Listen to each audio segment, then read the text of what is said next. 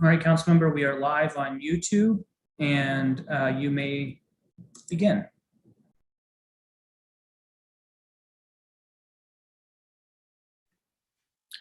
Good afternoon. I'm Robert White, Council Member at Large and Chair of the Committee on Government Operations and Facilities. Today is Wednesday, July 14th, 2021.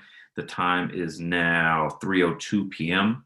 and I'm calling to order this Public Oversight Roundtable of the Committee on the Use of Emergency Procurements during the Public Health Emergency. The Office of Contracting and Procurement, or OCP, has been essential to the district's COVID-19 response efforts by working to quickly procure necessary goods and services, including personal protective equipment, or PPE, medical supplies, food, hotel, lodging, and many and more things that the district has needed to assist with vaccination efforts and COVID response.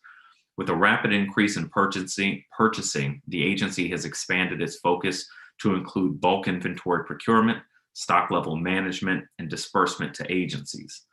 The agency also expanded its physical footprint with additional warehouse space to help manage the flow of hundreds of millions of dollars of new procurements.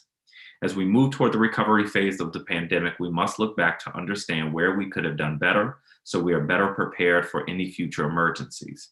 We need to ensure that OCP has operated with transparency, integrity, and accountability. For this reason, the emergency procurement practices have been subject to 2 independent audits. As part of its audit associated with the comprehensive annual financial report, McConnell & Jones issued a series of management recommendations after finding that controls over emergency procurement were not operating effectively.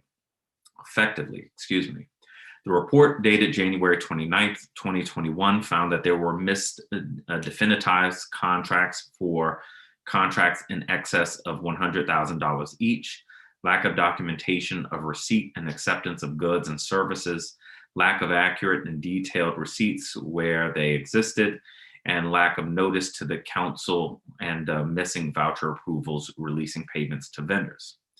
The Office of the Inspector General, or OIG, set out to conduct its own audit of the newly implemented large-scale emergency procurement processes starting on September 16th, 2020. After OCP raised concerns about the timing of the audit, the OIG agreed to delay the audit twice, having its entry conference for the audit on January 11th, 2021. The audit's stated objectives were to assess whether the district received the goods and services in accordance with agreed to terms and conditions.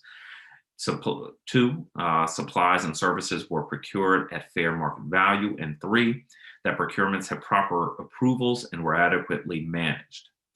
OIG additionally visited 3 of OCP's 5 warehouses and documented concerns that overlapped and matched those raised earlier by McConnell & Jones, including with processes like counting and recording inventory levels, identifying and addressing deteriorated or expired inventory, and keeping track of inventory valuation. The OIG noted disorganization, concerns with documenting shipment receipts, and warehouse staff levels. On May 12th, 2021, the OIG issued a closeout letter of its audit of district procurement during the COVID-19 public health emergency. The OIG concluded that auditors were unable to complete the audit because the auditors could not assess records and databases maintained by OCP to gather sufficient and appropriate evidence to answer these 3 objectives. The OIG stated in its letter that it faced a lack of disclosure of key systems by OCP and a lack of full access to information. The committee visited OCP's warehouses after reading OIG's closeout letter. The committee observed better conditions than what the closeout letter described. I should note that the OIG visited OCP's warehouses in February of 2021, and the committee visited in May of 2021. OCP objects to some of the Inspector General's findings and assessment methodologies, particularly in a response letter we received yesterday that was delayed. I just got it yesterday, so was hoping to be able to review it well in advance of this hearing. But the committee is concerned with competing allegations between OCP and OIG about what transpired with regard to this audit. The committee's goal in this hearing is to understand what occurred and identify a path forward to strengthen our contracting system, ensure transparency, and reduce risks to the district going forward. I want to ensure OIG's independent role is respected, including their statutory right to access all information and systems necessary to complete audits. The public relies on the OIG to ensure government accountability, and the purpose of any audit is to identify opportunities for improvement using an outside perspective and improve processes based on that assessment. District agencies should accept feedback from audits constructively and should seek to collaborate with one another to improve processes. I should also note that criticisms of some procurement practices or methodologies does not offset the many things that OCP and other agencies have done correctly during the pandemic. As referenced in the notice, the concerns in these audits are also compounded by OCP's inability to consistently and timely comply with the council's reporting requirements regarding the use of emergency procurements tied to the public health emergency. This is one of the issues raised in the McConnell and Jones audit and has been a continuing concern for the committee. I should note that yesterday the council passed an amendment that I authored to sunset the mayor's emergency procurement authority on November 5th of this year, moving us back to a more transparent and traditional procurement system with greater accountability, competition, and independent review of contracting. That shift should help bring to many of these issues. We have seen that shift should help bring an end to many of the issues that we have seen in these audits. We also have recommended that the full council adopt a Budget Support Act subtitle providing a comprehensive report on the use of emergency procurements during the public health emergencies. I do want to thank both the Inspector General and the Chief Procurement Officer for being here with us today. We have a lot to discuss, so let us get started. Our first government witness today is Inspector General Daniel Lucas, and I will wait for General Lucas to get queued up.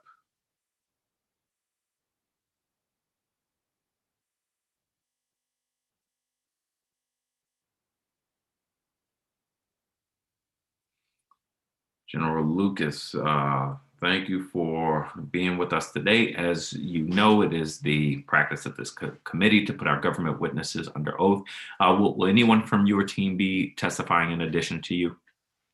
Yes, Chairperson White, Faketi Jindaba will also be supporting me in this hearing. Okay, we would ask that Mr. Jindaba join us or become visible, turn your video on. There we are. I'm going to put you both under oath, so I'd ask that you raise your right hand. Do you swear or affirm under penalty of perjury that the testimony you are about to provide to the Committee on Government Operations and Facilities is the truth, the whole truth, and nothing but the truth? I do. Thank you very much. You can begin your testimony when you're ready. Good afternoon, Chairperson White and members of the committee. I am Daniel W. Lucas, Inspector General for the District of Columbia. I am pleased to appear before the committee to talk about the Office of Inspector General's oversight work related to emergency procurements during the COVID-19 public health emergency. Joining me today is Faketi Jindaba, Assistant Inspector General for Audits. In addition to leading the district's comprehensive annual financial report audit committee, Mr. Jindaba's team conducted the audit of district procurement during the COVID-19 public health emergency. Hereafter, closeout letter. Regarding the committee's oversight roundtable today, I would now like to discuss the OIG's oversight work to date, specifically our reporting in the OIG's fiscal year 2020 management recommendations report or report and our May 2021 closeout letter. The OIG is statutorily responsible for contracting with an independent auditor who is not an officer or employee of the OIG to audit the complete financial statement and report on the activities of the district government for each fiscal year. In addition to auditing the district's financial statements and issuing audit opinions, the independent auditors must also communicate to management and those charged with governance any other matters related to the district's internal control effectiveness. The FY 2020 Management Recommendations Report contains the independent auditor's findings, conclusions, and recommendations designed to improve internal control, operation, and compliance with applicable laws and regulations. In the report, one of the independent auditor's findings, entitled "Controls over Emergency Procurement Were Not Operating Effectively," discussed in detail 5 control deficiencies over emergency procurements. Absent effective controls that will allow management to prevent or detect and correct an error on a timely basis, the independent auditors concluded there was a risk that the cost of items procured under a valid emergency procurement procedure will be disallowed for reimbursement, and the district will be forced to pay for these procurements using local funds. To effectively address the risk, the independent auditors recommended that the Chief Procurement Officer, or OCP, ensure that all applicable documentation supporting the procurement of and payment for goods and services procured using emergency procurement processes is maintained, and that appropriate, timely notification be made to council of such emergency procurements as required by law. As required by Generally Accepted Government Auditing Standards, or GAGAS, OCP was provided an opportunity to respond to the independent auditor's findings. OCP's response to the draft findings is contained verbatim in the FY 2020 Management Recommendations Report. Based on OCP's response, the independent auditors re-examined their facts and conclusions, determined that their draft findings, conclusions, and recommendations were fairly presented, and elected to keep the findings as presented. As the OIG's independent auditors conducted their FY 2021 CAFR audit work, they are contractually required to report to the OIG on the implementation status of the FY 2020 recommendations. To date, the independent auditors have indicated that the recommendation concerning controls over emergency procurement were not operating effectively has not been implemented. Over the remainder of FY 21, the OIG CAFR Audit Committee will discuss the status of the open recommendations, and the FY 2022 Management Recommendations Report will memorialize the implementation status of recommendations as of September 30th, 2021. Concurrent with the independent auditor's work, the OIG was continuously monitoring the fraud risk associated with emergency procurements during the COVID-19 pandemic. On May 15, 2020, we notified OCP in a management alert report of the risks the OIG and other state and federal entities identified related to COVID-19 procurement fraud. Throughout the remainder of FY 2020, we felt the risks related to the district's emergency procurement remained due to the prolonged length of the COVID-19 pandemic. As such, we elected to do our own look into emergency procurements beyond the work of our independent auditors. We identified this project in the OIG's FY 2021 audit and inspection plan as the audit of district procurement during the COVID-19 public health emergency.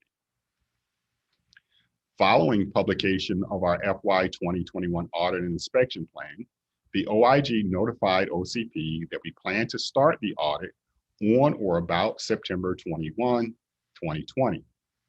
Our objectives were to determine, 1, if the district received the goods and services in accordance with the agreed to terms and conditions.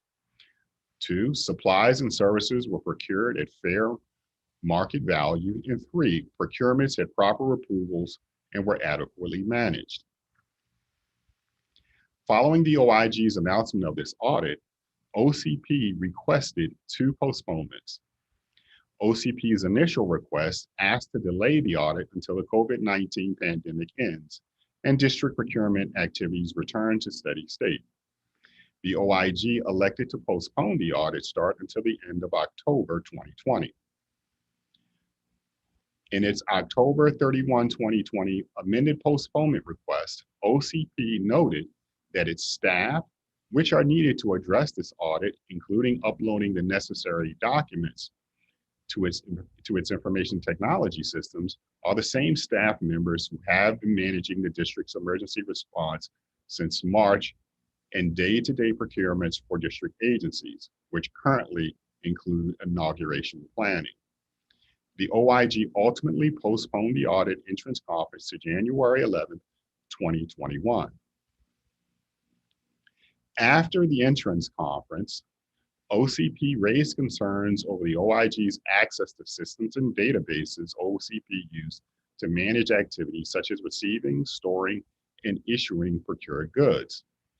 OCP initially indicated that access to 2 of its systems, QuickBase and BarCloud, would not be provided as the systems contain confidential, deliberative, and procurement-sensitive information well beyond the scope of the current audit. During the audit team's review of these 2 systems, the OIG learned of another system, Smartsheet, not previously disclosed, with which OCP tracked and monitored outstanding orders from suppliers. The OIG has several meetings with OCP officials to overcome OCP's objections to providing the OIG access to these systems. Despite the OIG's statutory authority granting access to the systems, the OIG was unable to access the entirety of information OCP maintained in the BarCloud and Smartsheet systems during the engagement. Notwithstanding impediments relating to access to OCP's systems, on March 12, 2021, the OIG audit team visited 3 of 6 warehouses to observe the existence, location, and condition of inventory, including receiving and issuing procedures for the inventory. The OIG audit team observed that warehouse managers needed additional time to complete several processes: inventory counting, identifying and addressing inventory items that have been damaged beyond usability, and developing a process for inventory evaluations and adjustments. Based on a limited review of OCP's documentation and our site visit to OCP's warehouses, we cannot gather sufficient and appropriate evidence to answer our 3 audit objections due to our inability to access OCP records and databases. As a result, the OIG issued the closeout letter documenting our observations and identifying 6 specific opportunities for improvement.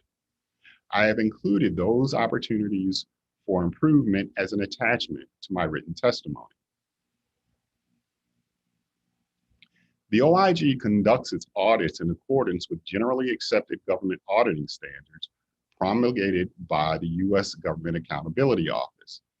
GAO standards require the OIG to obtain sufficient, appropriate evidence to provide a reasonable basis for addressing the audit objectives and supporting our findings and conclusions.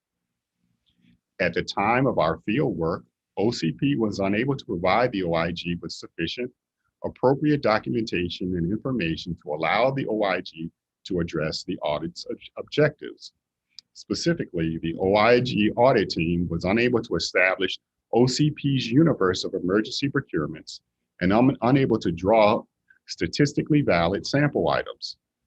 Because we could not satisfy GAGA's requirements in conducting the audit and producing an audit report, the OIG issued the closeout letter with a modified compliance statement due to scope limitations. Further, in providing our observations and opportunities for improvement in an expedited fashion, it afforded OCP with more time to improve its internal control system while it operated with Emergency Procurement Authority before the OIG re-engaged its oversight work. In conclusion, Chairperson White and members of the committee, procurement in an emergency environment introduces heightened risks and internal controls are relaxed to facilitate expediency, which can lead to suboptimal procurement actions and outcomes. The independent auditor's management recommendations, as well as the results from our work, present common sense solutions to help improve the district's emergency procurement activity control environment. Addressing these findings will help the district to ensure it receives the goods and services it is paid for. There is integrity in the entirety of the district supply chain. District agencies receive supplies needed to support their emergency response, and the district is able to seek and receive reimbursement from the federal government. I look forward to hearing from the Chief Procurement Officer on how he and his team are taking steps to address the matters I have discussed today. As a final note, the OIG has not concluded its oversight of the district's procurement during the public health emergency. Currently, the OIG's independent auditors are following up on recommendations made during the FY 2020 CAPR audit. Simultaneously, the OIG is planning incremental oversight using our FY 22 budget enhancement made possible by this committee. And as we finalize our FY 22 audit and inspection plan, the OIG will include subsequent engagements that build upon our audit of district procurement during the COVID-19 public health emergency. This concludes my testimony, and I welcome your questions. Thank you, General Lucas.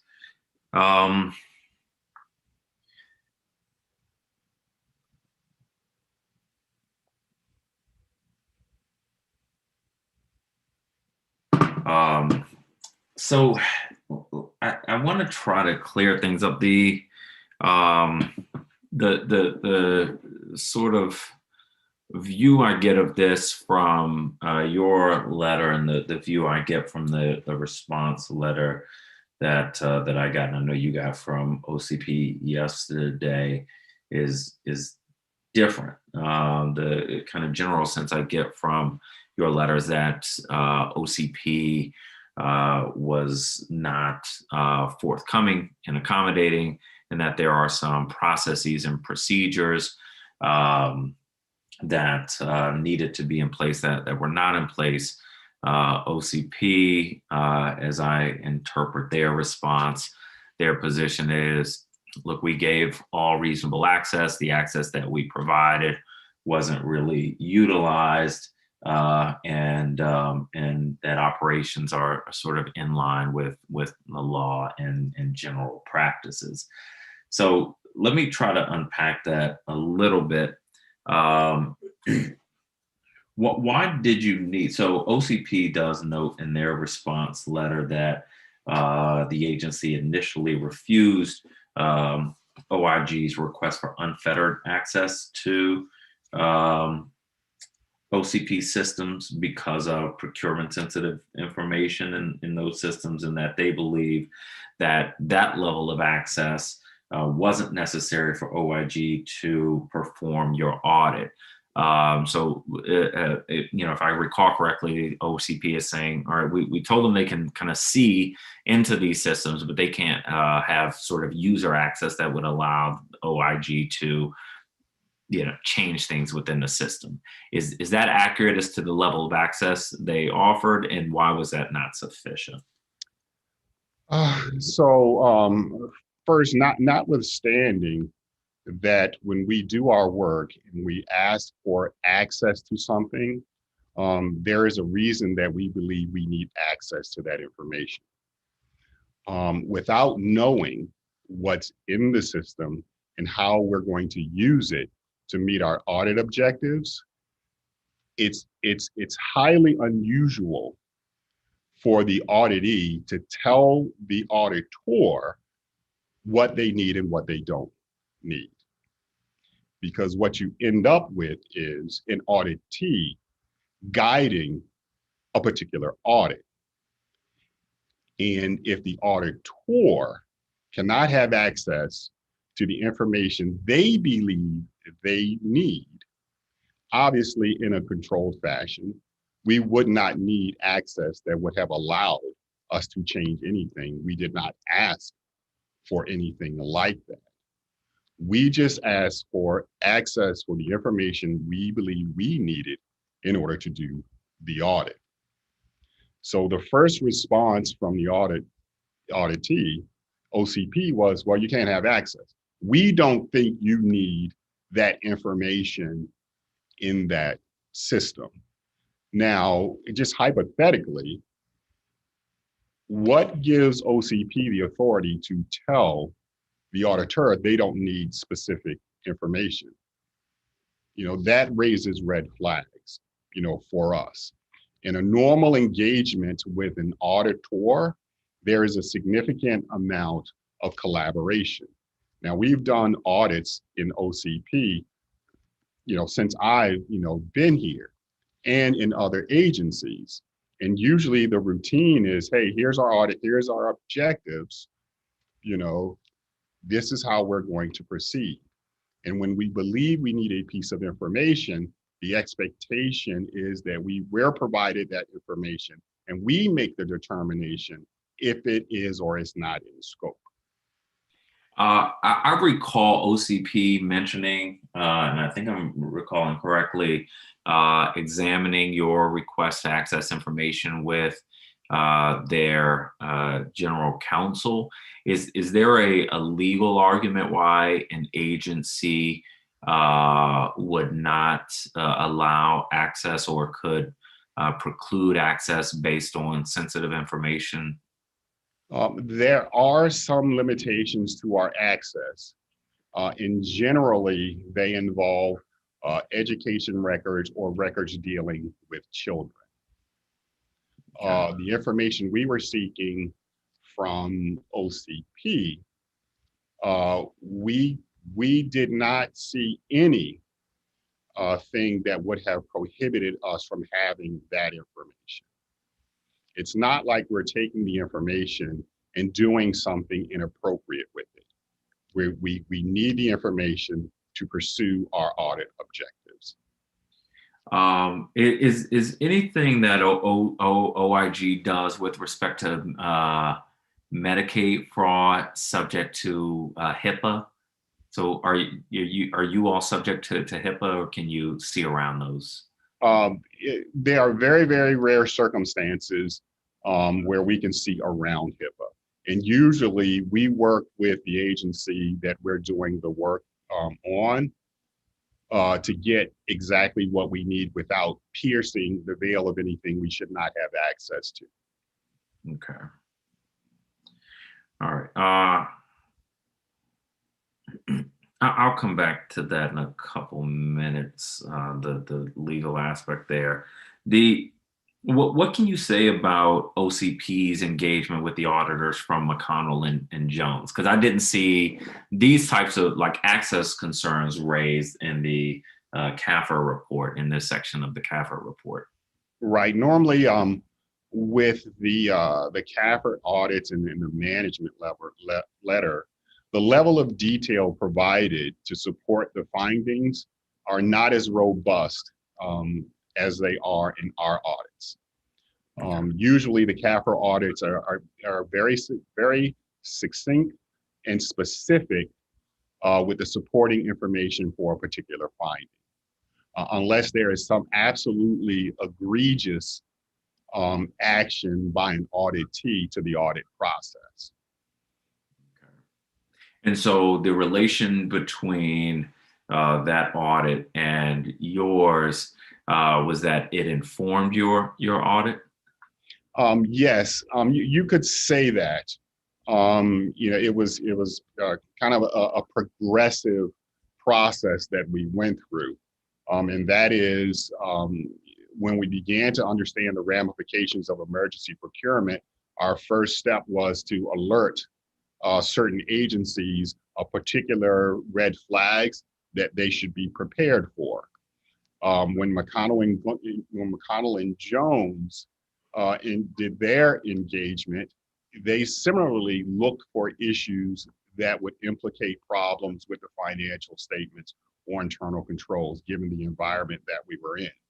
And because the CAFR audit is very, very specific in its objectives, that is to audit the financial statement and test the internal controls, it's a very, very limited look. So because of the limited look that the CAFR auditors were providing as a way to give the government some reasonable assurance that what we're doing has controls and the money that we're spending is being spent well, we thought it was appropriate for us to look a little deeper, into these processes, and to, at a minimum, to perhaps help OCP see things that they would not otherwise see. After all, that is our role, to help the audited agencies see things that they would not otherwise see because they are engaged in a particular process day to day. So our work is meant to complement and assist to make sure we're being the best that we can be. All right, so you determined that you're going to audit emergency procurements and set 3 goals for the audit. What was the methodology that your office developed to conduct the audit? What I will do is I'll let Faketi speak to that because his team spent a lot of time to design the methodology given the pandemic, the emergency pandemic operating space that we were in.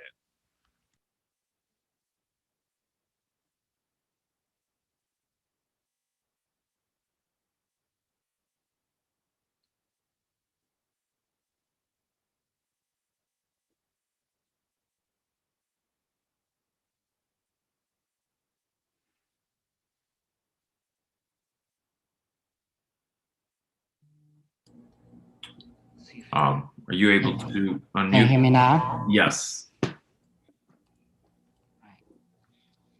afternoon, Chairperson White. Before I answer that question, the CAFR process, I want to make one comment on that.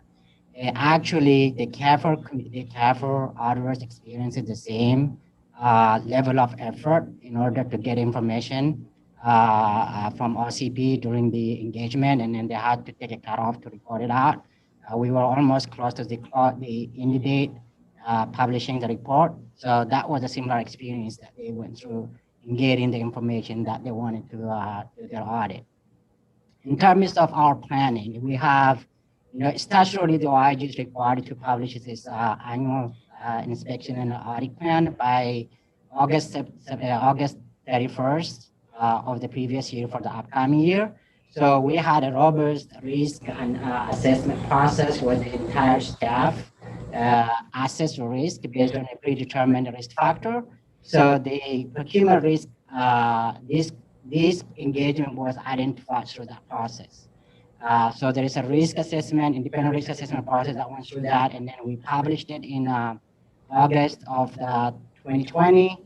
And then after that, the audit process is we provide an engagement letter where formally announcing the timing of the audit, and then we go into the execution. And then the methodology that we developed to specific to address the risk within this, we have a standard that we follow, our auditing standard. So I don't think that we need to go into detail, but this is how the project was selected. There's a risk assessment process that went into the selection of the idea itself.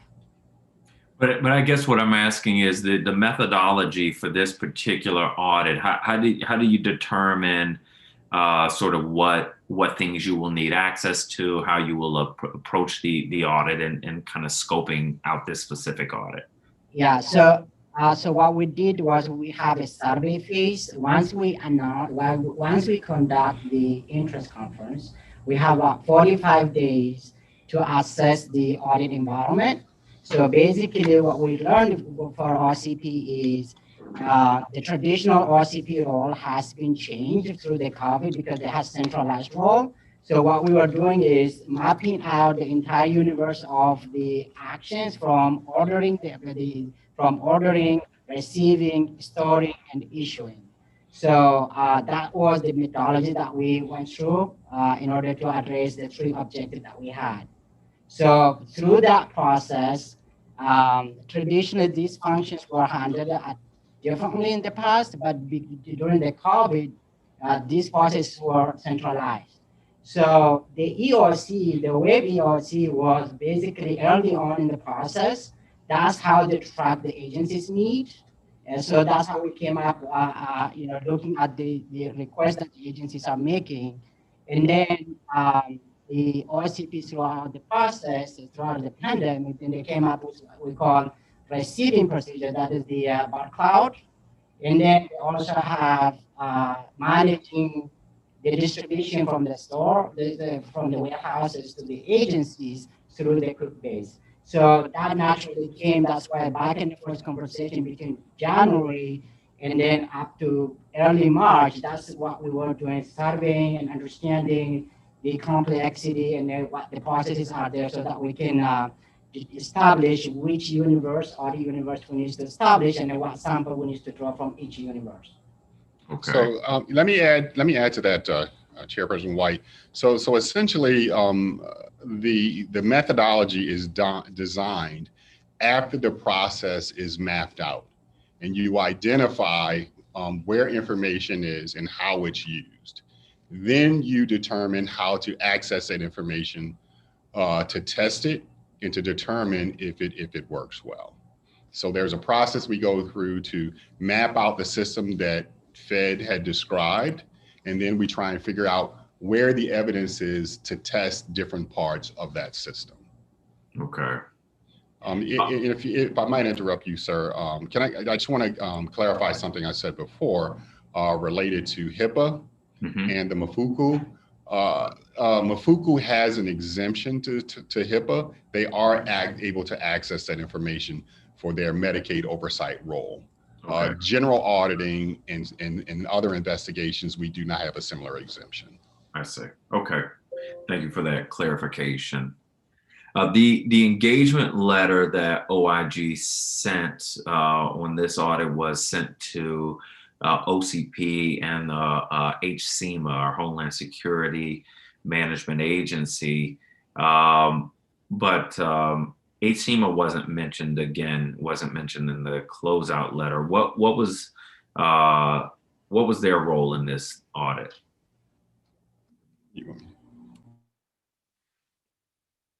Based on the public record, HSEMA and the EOC had overall responsibility for the pandemic response, but that part of the procurement part of the response was led by OCP. So because HSEMA and the EOC were leading the overall response, they were also notified of the engagement in case we had to access their records for testing to meet our objectives. Okay. And you could quickly let me know why both you and OCP mentioned two requested delays. Why did you decide to grant those delays? Because at the announcement of the audit engagement, we recognized that we were deep in the throes of responding to a pandemic. So we deferred to OCP's judgment that they could not be responsive to an audit at that point. So we granted the first postponement, and similarly so for the second. But we came to the conclusion that we needed to get the audit started because we believed we could add value to OCP and their processes because they were engaged in emergency procurement, where they may not have had time, to make sure controls were operating. We would be able to provide them those insights so they could course correct in real time. Okay. So the entrance conference finally happened in January. What does that process look like, or what did it look like here? Okay, just generally, then I'll turn it over to Facchetti. Generally, it's the opportunity for both the auditor and the auditee to come to a mutual understanding of what the audit is about and how it would be accomplished before they engage in any work. So, Fed, you want to add?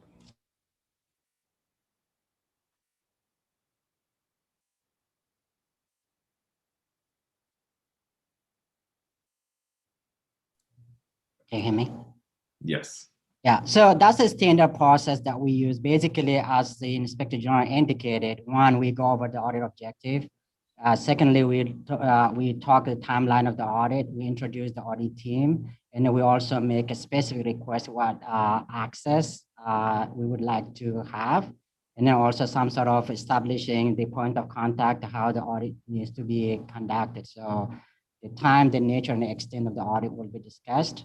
And then that's where the mutual understanding will be established. So that's the general purpose of that insurance conference. Okay. And as we discussed a bit earlier, OCP raised concerns over OIG's requested access to systems and databases that it uses to manage receiving, storing, and issuing goods procured through the emergency procurement powers. The letter states that OCP initially indicated that access to QuickBase and BarCloud will not be provided as the systems contain confidential, deliberative, and procurement-sensitive information beyond the scope of the audit. But I also understand that OCP informed OIG that Smartsheet was an unofficial tool that should not have been disclosed to the audit team. I should note DC Code Section 1-301, 115 AC1 states that the Inspector General shall have access to the books, accounts, records, reports, findings, and all other papers, items, or property belonging to or in use by all departments, agencies, instrumentalities, and employees of the district government, including agencies which are subordinate to the mayor, independent agencies, boards, and commissions, but excluding the Council of the District of Columbia and the District of Columbia courts, necessary to facilitate an audit, inspection, or investigation.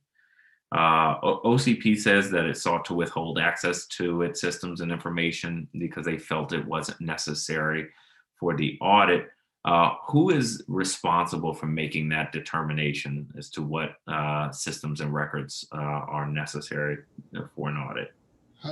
That is the auditor's judgment, because the auditors are the ones that are responsible for independently reviewing programs and operations. Input can be taken from the auditee, but at the end of the day, it is the auditor's judgment that controls, unless there is some legal prohibition to access the record. Then normally the answer is you may not find what you need, but okay, that's fine, but let us independently review that and use our own judgment to determine whether or not we need that information for our audit objectives. So, to me, the law seems clear. So I guess what I'm confused is why you had trouble pushing through that. So should you not have been able to rely on OAG or even without OAG sort of force compliance? Sure. So the initial declination to give us access, we did push through that, and we thought we would be able to carry forward and at least meet our objectives. But our calculation was we were literally 6 months into announcing this audit and had not made the progress that we thought we needed to, but we did, at least at that juncture, have some information that we thought we would be able to publish to help OCP, then allow them to sort these issues out, and we would re-engage them at a later date. We may have been able to issue a subpoena, but we would have had to know what information we were subpoenaing. And that subpoena would more than likely go through a long, protracted process. Because if you think about it, if the law permits us access and you're not giving us access, I don't know, the force of a subpoena would have helped. So we made the decision to, okay, rather than continue down this long, protracted process to get to the end of this engagement, why not just take the information that we have, provide it to stakeholders so they can act on it, and we'll re-engage OCP at a later date.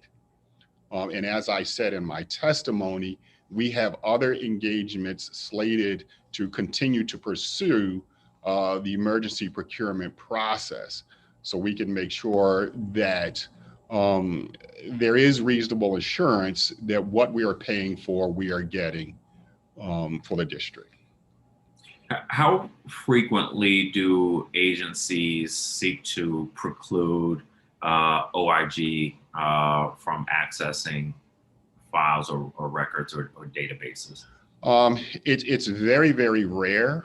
When the issue comes up, usually we have a process here in the OIG. It starts with the head of the audit division engaging whomever we need the record from. Okay, if it's still a problem, he elevates it to the general counsel. So there's a conversation between general counsel and general counsel. Okay, if it continues to be a problem, I may engage the agency head and remind them of the law.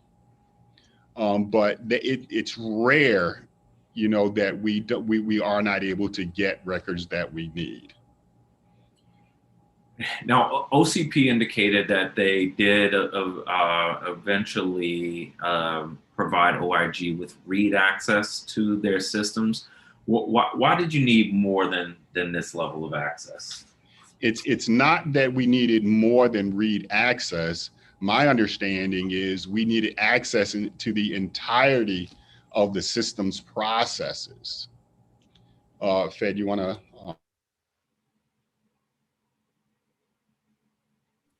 Yeah, just, one of the system that we were trying to get access was Bar Cloud. As they have indicated, we only had access to one of the 6 warehouses that they're managing, and we didn't have. So we learned that early on they provided that access, but we will try to reconcile our site visit to what in the system. We learned that we didn't have full access to the remaining of the warehouses, and then they call enterprise access. So they didn't grant us enterprise access. It is still a read-only access.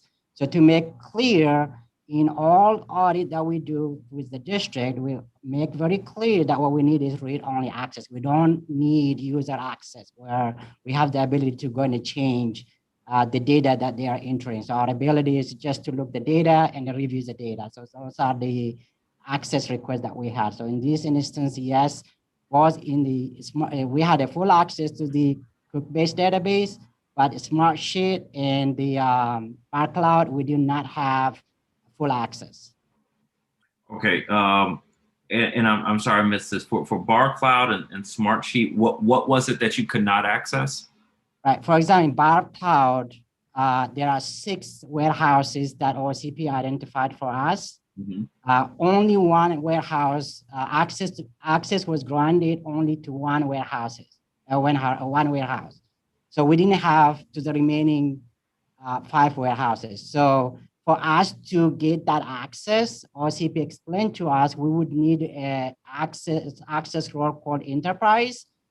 For some reason, they needed to go back to get leadership approval for us to get that that access. And then it's my understanding as of today, we have not been granted that access. Okay, and with respect to That was Bar Cloud, right? What about Smartsheet? What did you not have access to? So the smart sheet, as we indicated, the purpose of the smart sheet based on the presentation that CP provided is the tracking where, the order date, the quantity order, the supplier. So on several occasions when we try to review those information, we were not able to see those details so that we were not unable to independently track this particular order from requesting, ordering, storing, and issuing. Then at the March 31st, that's the last interaction we had with OCP. We brought to their attention. They said, okay, there is a different role that you guys need in order to have access to that. And then it's my understanding as of March 31st, that was not granted as well. All right. And so we can see the summary information, but we don't see the detail. What was the order date? What was the order number? What is the supplier name? So there is a log that they're tracking according to what they explained. We haven't seen that, but we're able to see the summary on the top, but we were not able to see in the system the backup of the detailed information that allow us to understand what order that has been received and stored. okay. And for QuickBase, you were able to access everything you needed eventually? Yes, we had everything. We have full access to QuickBase, but again, as we were explaining earlier, part of the methodology, this is a survey phase. So we are trying to, some of the auditors didn't spend a lot of time in accessing this system. Yeah, that's when we move to the verification stage, when we would need that detail where we can independently analyze and evaluate the information in there. Yes, it's my understanding that we had full access to the QuickBase. Okay. OCP says the agency provided training to OIG auditors on how to navigate the data systems. Is that right? And was that training sufficient? Yes. So yeah, the training was provided, and we are, they were very supportive in providing the training. But what we were learning was the training that we were receiving, and we were trying to use the system, the access that we had was not matching. Yes, the training has been provided on each one of these systems that they are using.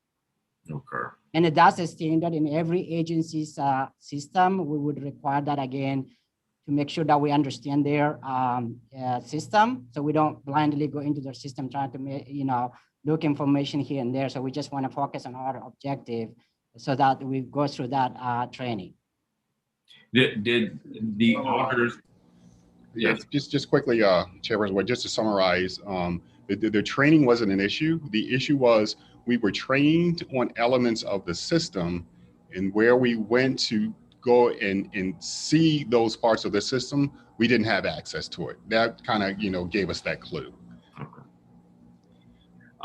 Did the auditors have any previous experience with any of these systems?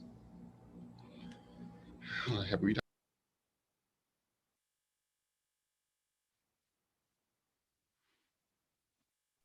So the Bar Cloud is new to the district. So this is the system that OCP has put in place, because imagine the warehouse management is an old, the district is very creative to put that system in place. So that's a new system that they put in place. The QuickBase is, yes, we've been using that. We have experience. We've done a multiple engagement on that. WebEOC is not OCP system, is the HCMA. That's when the trading centralized requests. So we've been using that. That system has been in place for a while. So and then we have passed the bigger procurement system. So we went through the training, we are certified to use it. So yes, except in the smart sheet is very much, it is similar to Excel. It's an advanced version of Excel. So it's just how they customize for their own purpose. So with exception to Bar Cloud, which was new to the district, we had some sort of working relationship with all the systems. Web EOC, I don't think was mentioned in any, I don't think any of the documents from OIG or OCP, but obviously it is a system that that they use.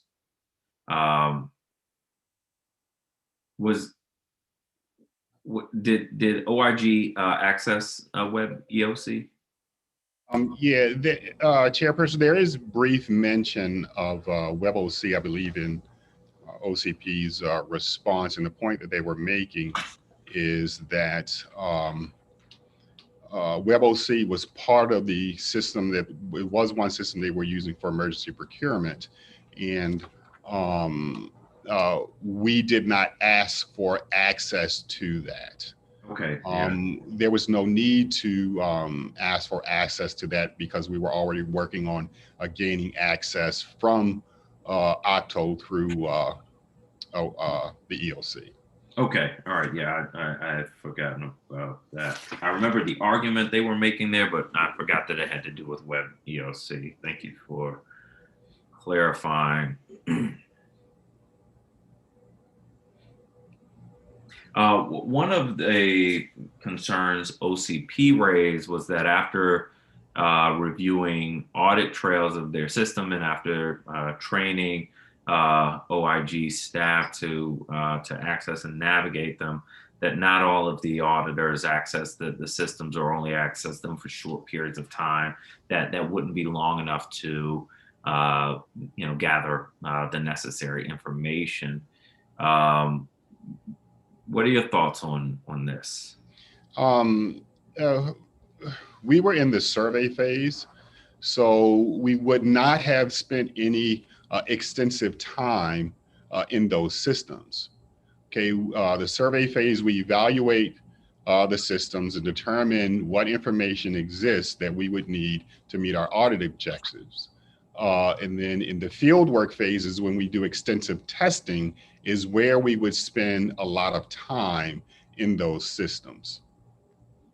So it would be normal to see that we didn't spend a lot of time in those systems during the survey phase.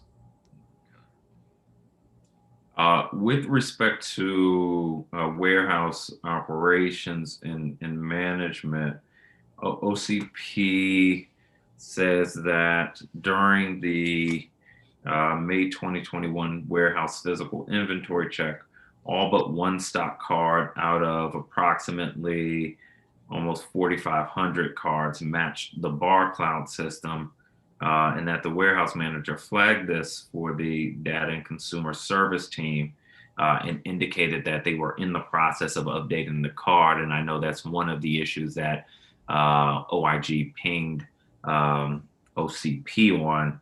So OCP is saying this wasn't a real issue. This was one example out of about 4,500, and this was one that was being updated.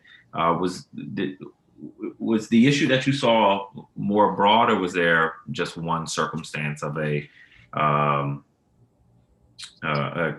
stock card missing? Go ahead, and then I'll follow up with you. A couple of clarification on that. It looks like based on our recommendation, one of the things that they did additional step after we visited in March, our visit was on March 12th. It looks like in May, they did the comprehensive reconciliation, they put additional step in place. So what they found was based on what which we did not independently verified, it looks like they have went back and then reconciled and accounted everything. So they didn't find a lot of discrepancies. But again, this is what they did after we visited. So we haven't independently verified. So this is what their account. What we found there is it was a random pick that we, while we were touring, we just wanna, it's not statistically sum, but we just randomly picked, and then we start counting, and we noticed discrepancies. And then as we cited, it is not representing the entire store. We were randomly checking and counting, comparing the two. But it looks like subsequently they have done all the reconciliation in the stores and compared against the record. And then that's what they are saying they didn't find a large scale of discrepancies. That's what I'm reading from the responses. Okay.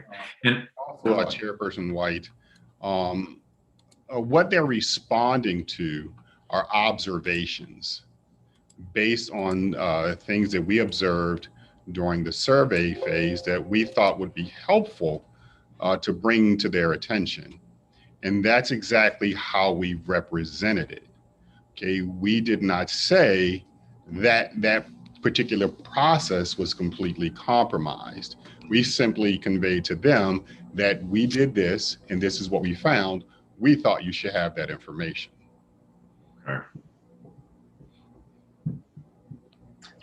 The OCP also indicated that your auditors didn't have a full understanding of warehouse operations. How do you ensure that your auditors have sufficient experience to examine and comment on the things that they see?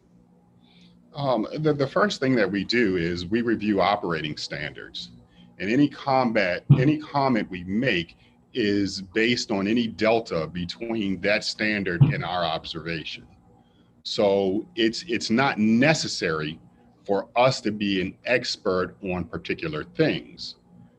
But what we must do is be able to put our hands on a particular standard to compare behavior to. So when we make a comment, it's based on some standard that we have, and we'll tell you how you are performing against that particular standard. And if I'm not mistaken, I don't know that we made a lot of observations relative to their warehouse observation, relative to their warehouse operations. Let me see. There were a few. One was the stock cards. One was sort of things that were out of place. And a third was that there were packages that were open. And OCP's response kind of generally was, in a warehouse, things move around. And so, there were things that maybe were not at their ultimate destination, but that they knew kind of where they were. And with regard to open materials that were, open like PPE that were in open packages, their response was essentially that they have a process to discard those, but I had trouble making that connection between the observation OIG noted. Sure. OCP's you want to elaborate on that? Because this is an important point to make about observations in real time, and then when we report them out. Those are operations in time. Okay, if you make improvements down the line, that's great. Then the work is done. So all we're doing is presenting you what we see in real time. So Fed, you want to go ahead and explain those observations? So I would make a couple of things there. One is, the condition of some items that we observed. I read this morning about OCP's response that they have a designated location when they pre-identify damaged items. And then they alluded that we use that against them. What we cited in our letter was not those items. These are items that are stored in their standard location, not pre-identified and then segregated. So that's the one observation that we had. There is an overflow store, the second warehouse, that we observed that some of the items showed some sort of deterioration. The other observation that we made was, we understand that things are move around within a store. What we observed is the delivery that been sitting on the floor since January.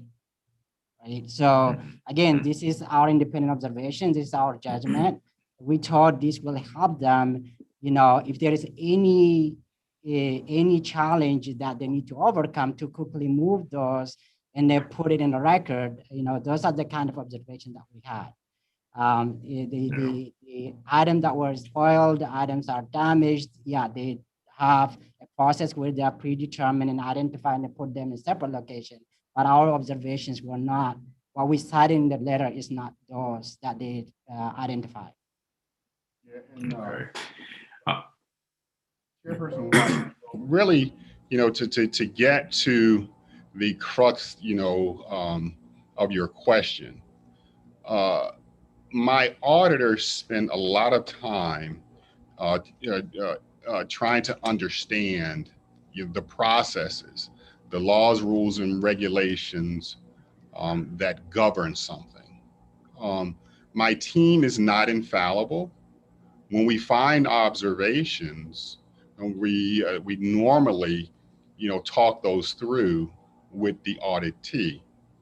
And at any point where we get something wrong, we will acknowledge that and change the record.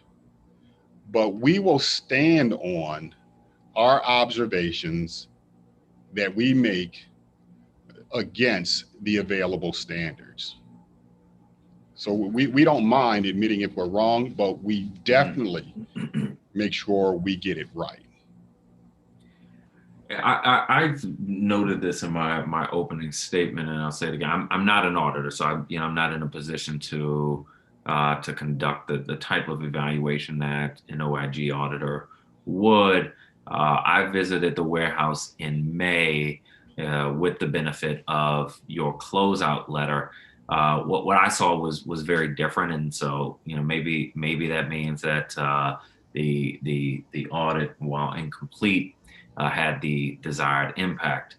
So hopefully these processes have changed, but it is important to know, and I think during a pandemic with all of the demands on OCP, I think it's not realistic to think that you're going to do everything 100% right. And so, we do as a government want to be able to identify what's done wrong, what could be done better. Because that's how we get better. So it is possible, and I'll ask OCP about your observations and any changes made as a result. But my visit in May, quite some time after your visit, but then also what made me think about this is Mr. Gandaba, you mentioned to my question earlier that the May warehouse visit was a couple months after the one where with the issues that you had noted in the closeout letter. So hopefully that is a sign of some progress. There still is a concern about access. I mean, there's a concern about processes. I'm always concerned about processes, but there is also a concern about access that I really need to sort through with OCP and understand their position on. The closeout letter included a recommendation to begin recording unit costs for inventory.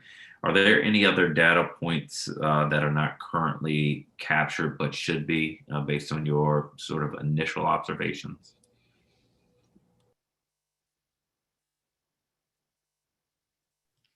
I think based on the limited review that we had, I think those are the data points. Again, this is also understanding from the auditing perspective to your question earlier. We go through how internal control in our training as we had accountants. So everybody knows our internal control design and implemented in this kind of environment, even though the warehouse operation is new to the government because basically, we changed the way we are procuring and storing goods, but that fundamental was not new to us as an auditor. So basically, what we try to do when we are formulating our recommendation is, to follow that best practices and a good internal control about warehouse operation. So we believe that if, for those 6 items, put in place, I think it would be in a better position for us to be able to go back and then give the assurance that the district needs, independent assurance that district needs, reasonable assurance that we would have offered on this area. So to answer your question, I think those are the data points that we, at this point, we cannot say that the OCP may need. Yeah, and Chairperson White, I'm very, very, sensitive, to, what you mentioned. When you're operating, in an emergency environment, we're very, very sensitive that you're not going to be perfect. Okay. But on the flip side of that, that's the precise time when significant errors are made in a number of different ways. So our role is that when you, agency management, are executing your duties in an emergency, we're here to help you understand where your vulnerabilities are. That's the role that we play. We understand the environment that they're in. We understand the pressure, the demands. Okay, but that is precisely the time that bad things happen. Mhm. And we're here to help. Our role isn't to make anyone look bad or tell you you're not perfect in an emergency environment. Our role is to take a step back, examine what we see, and offer you recommendations when we see something that isn't quite right. General Lucas, how often do you take the approach that you did here where you issue a closeout letter rather than pursuing a subpoena? I can't say for certain. We may have done that once since I've been here. But this particular situation was unique, in that we were in the middle of an emergency. And for me, to try and help agencies understand things that they would otherwise see, is most important. I didn't want to do anything that would distract any more than an audit would by issuing a subpoena and then starting, new processes, engaging more resources, into a problem. When at the juncture we made the decision, we believed, good information that we could pass along to OCP and let them go on about, their business of managing emergency procurement. And we would re-engage at a later date. So this is an extremely, unusual situation. And I think the approach we took was the best, I believe, for all involved. Right. Those are all the questions that I have. I want to thank you, General Lucas and Mr. Gandaba, for your work on this and for being with us today. Is there anything that we've missed that you think is important to note for the record? And no, I would just like to close, by saying, in the district, we're one team, one fight. We all have a role to play to make sure there's integrity, in district government. And as long as I'm here as the IG, I will continue to do that. Anyone listening, any agency listening should know my role is to help you get better. And I will continue to do that as long as I'm here. Well, thank you for that, General Lucas. Again, I want to thank you both for being with us today. I will now welcome Chief Procurement Officer and Director of the Office of Contracting and Procurement, George Shutter. And I'll give him a moment to get queued up.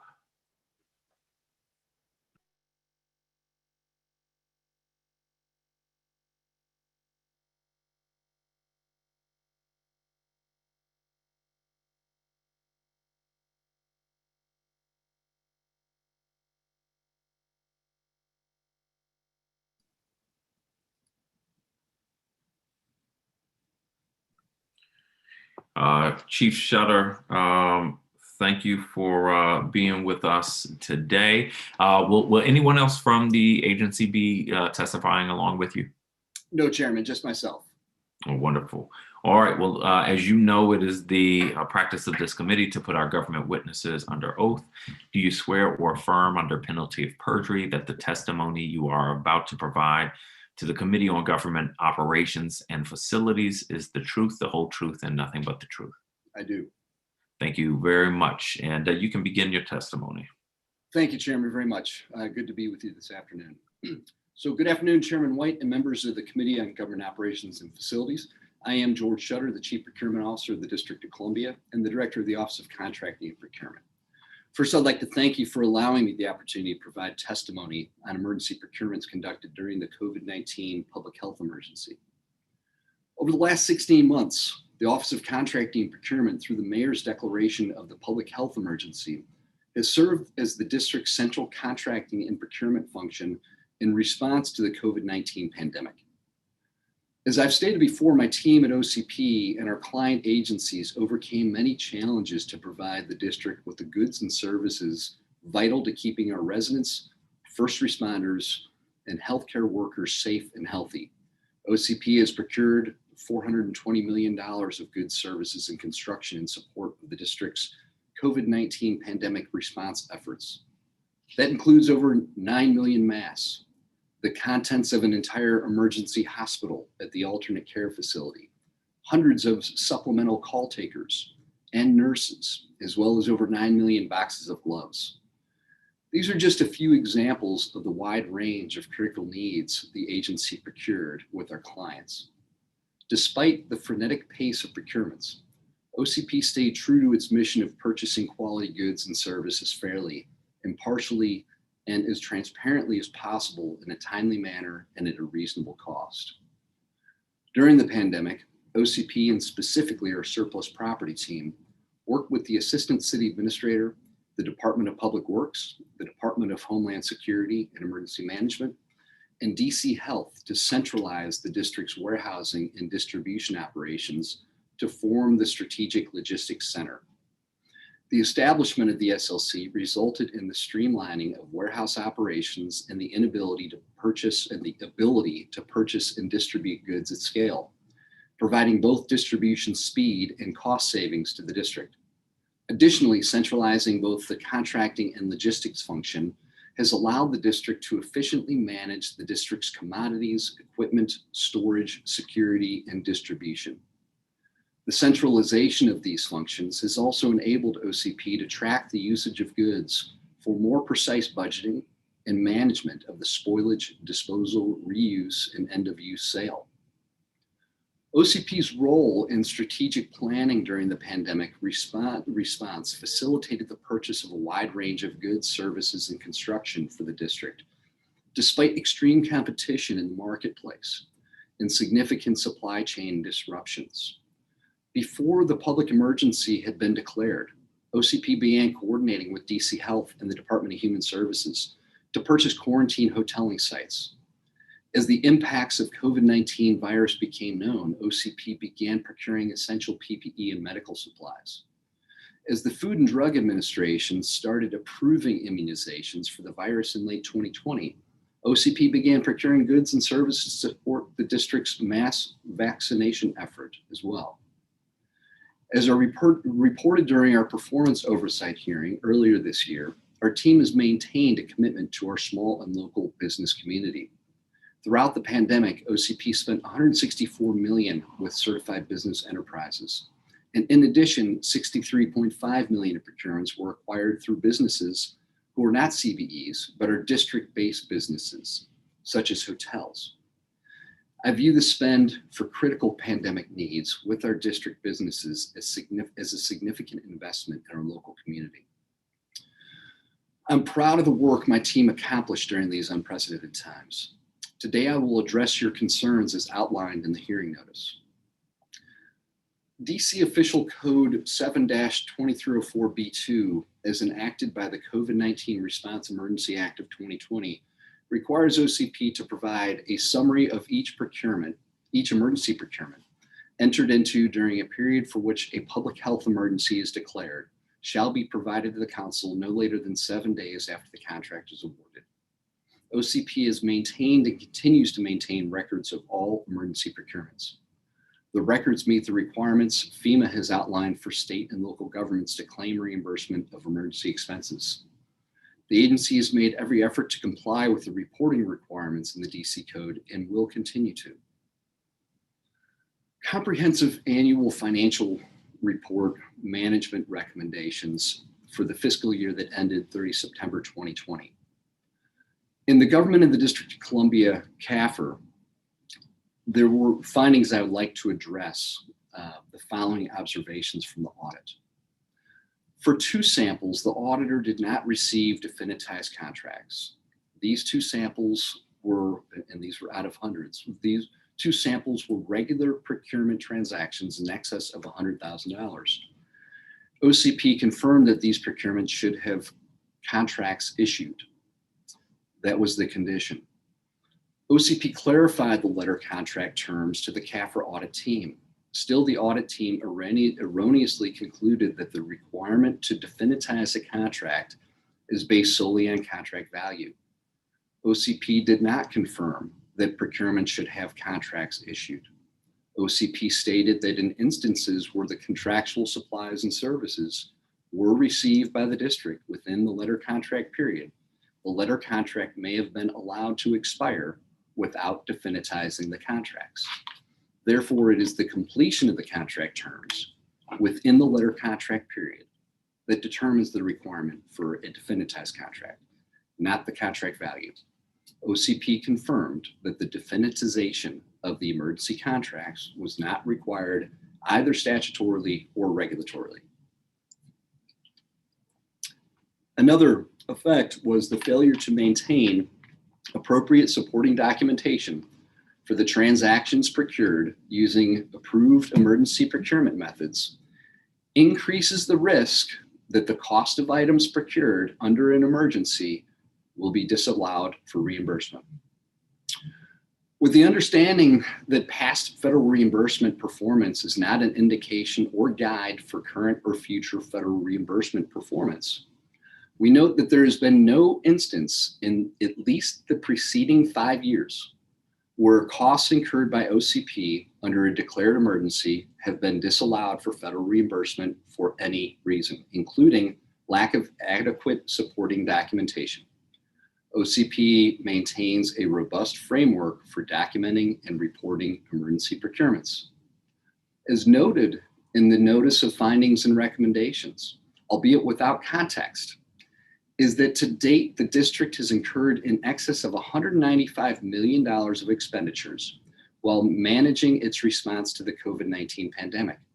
Which is not mentioned is that the district also received federal reimbursement of more than $195 million in COVID-19 expenditures based on the same supporting documentation that was submitted to the CAFR audit team for their internal control testing procedures. We also note that FEMA's Public Assistance Reimbursement Grants Management Portal comprises a multi-step review and approval process. FEMA reviews the information submitted online, including work activities, cost, and supporting documentation, and contacts the recipient if there's any questions.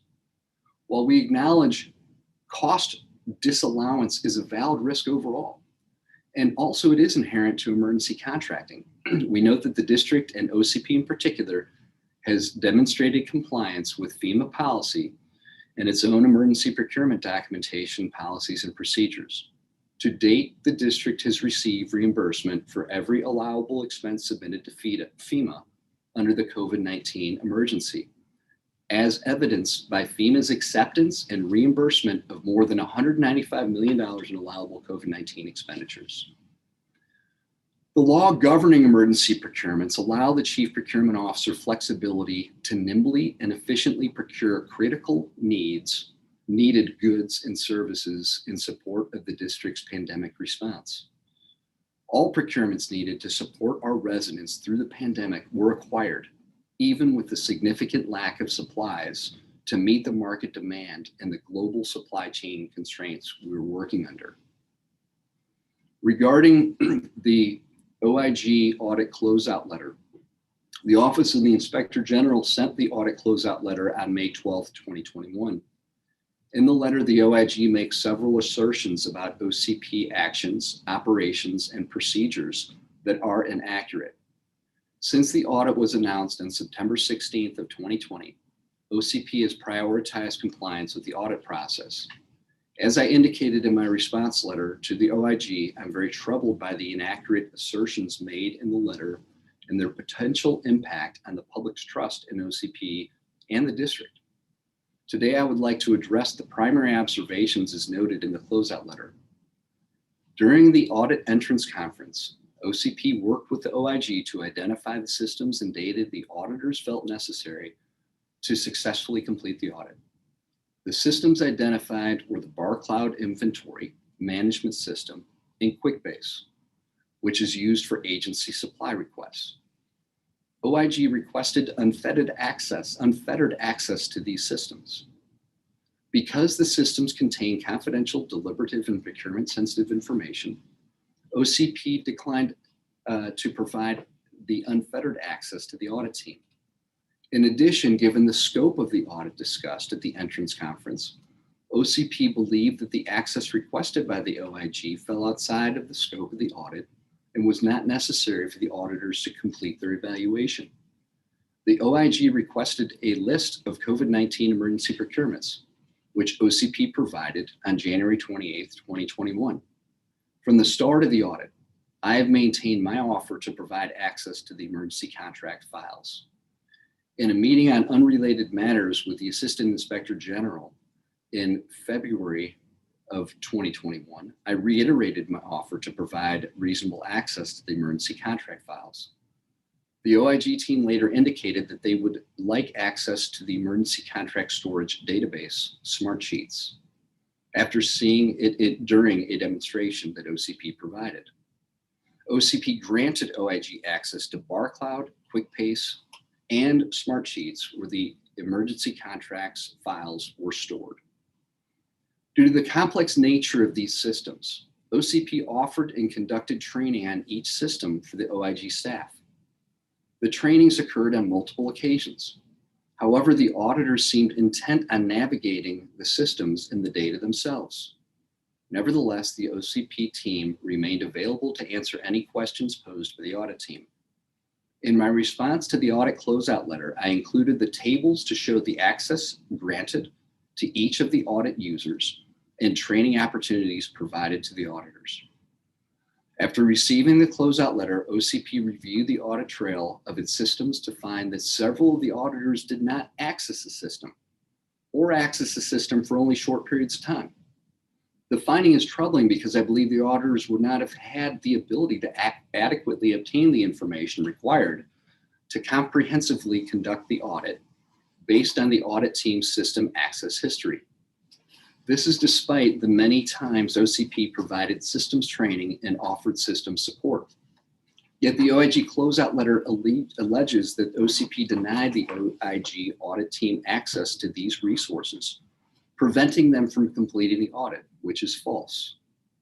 The OIG closeout letter contains additional assertions that imply that OCP has been negligent in its operations of the SLC.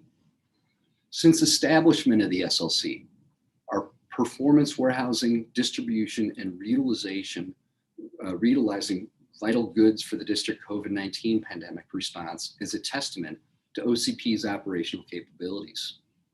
From May 18th of 2020 to May 18th of 2021, OCP fulfilled 2,136 orders from 108 clients through the warehouse in support of the district's COVID-19 response. I'm happy that you, Chairman White, were able to tour the warehouses yourself and see its capabilities. I'm proud of our SLC team and all that they've accomplished. The SLC will continue to support the COVID-19 emergency while also preparing to support the recovery and increased procurements associated with funding from the American Rescue Plan Act of 2021.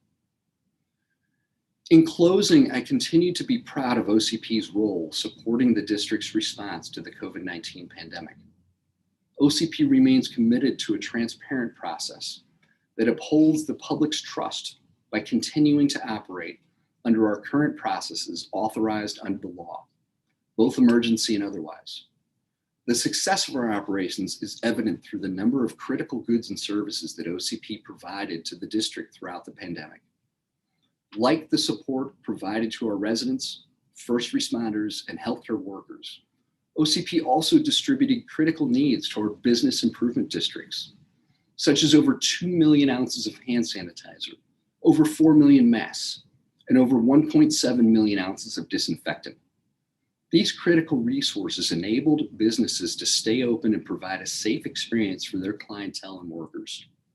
OCP operations also supported the district in providing safety and disinfectant supplies to childcare centers, schools, and dentists.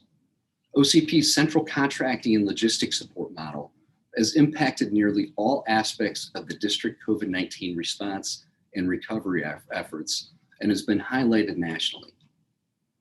To meet the rapidly growing needs of the district's pandemic response, OCP expanded the capacity of several warehouses throughout the city for all COVID-19 procured items. Having a central process through the SLC has helped the district by serving as an all-hazard type facility and will be critical in mitigating the incoming influx of goods. As such, OCP appreciates the committee keeping this priority within the mayor's budget. Our current space is filled with a multitude of critical needed items received and distributed daily to district agencies and organizations. OCP is grateful for the support of the mayor and the council, which will ensure the agency will have the necessary resources to manage all hazards that the district may face, as well as managing the upcoming influx of goods procured from federal funding authorized under the American Rescue Plan Act of 2021. I want to thank Mayor Bowser, City Administrator Donahue, and Assistant City Administrator Melder for their continued leadership and support through the pandemic. I thank you, Chairman White, and the members of the Committee on Government Operations and Facilities for the opportunity to testify and your ongoing support.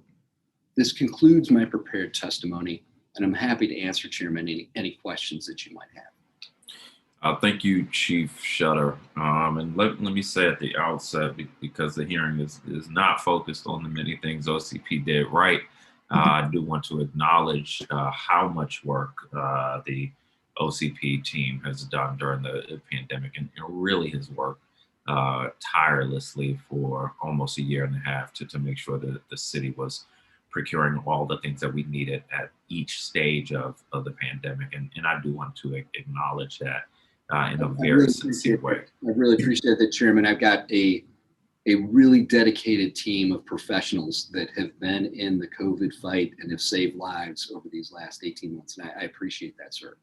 Absolutely. One of the things that you mentioned in your testimony was compliance with the DC code, essentially the COVID-19 Response Emergency Act, where we require a summary of each emergency procurement entered into during a period for which the public health emergency is declared no later than 7 days after the contract is awarded. And you mentioned that OCP has maintained records, but I do want to note that the agency hasn't complied with the requirement that we laid out in the law. Communication to the council has been disparate. In the first, so we should have received updates weekly.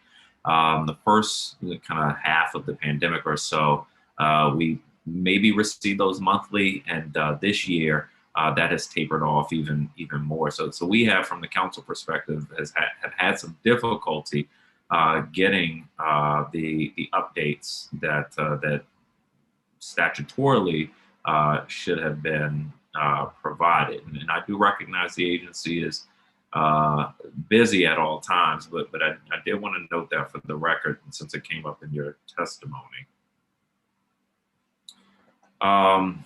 You, in your testimony, addressed a few other specific observations made by the auditors during the CAFR report that we'll discuss first. The first observation you reference is a note that the auditor didn't receive definitized contracts for 2 of the contracts in the audit sample, and that there should have been, for those contracts valued at over $100,000, and that OCP confirmed as much. And so you're saying that the contracts in question were letter contracts that did not result in definitized contracts because the services or goods were delivered before the letter contract expired. Is that right? Chairman, the auditors have stated that there is an additional step that's needed to definitize the contract. They were unable to point to a statutory or regulatory requirement to do that. In these cases, you have an emergency contract. You're telling the vendor that that we want to buy 100 pallets of masks. They deliver those masks within the period of the contract. We receive them, we pay for them. There is no requirement in that case to go back to the vendor and create a new document or create another contract or do anything else with the contract. And so there, in the audit letter and in our response, I'm unaware of any statutory or regulatory requirement to do anything else on those 2 contracts. If we were not in emergency procurement, would that be different? So under the PPRA, would you have to take additional steps? In a typical procurement with a letter contract, you do definitize them within a particular amount of time. It doesn't have anything to do with the cost, as was stated in the audit.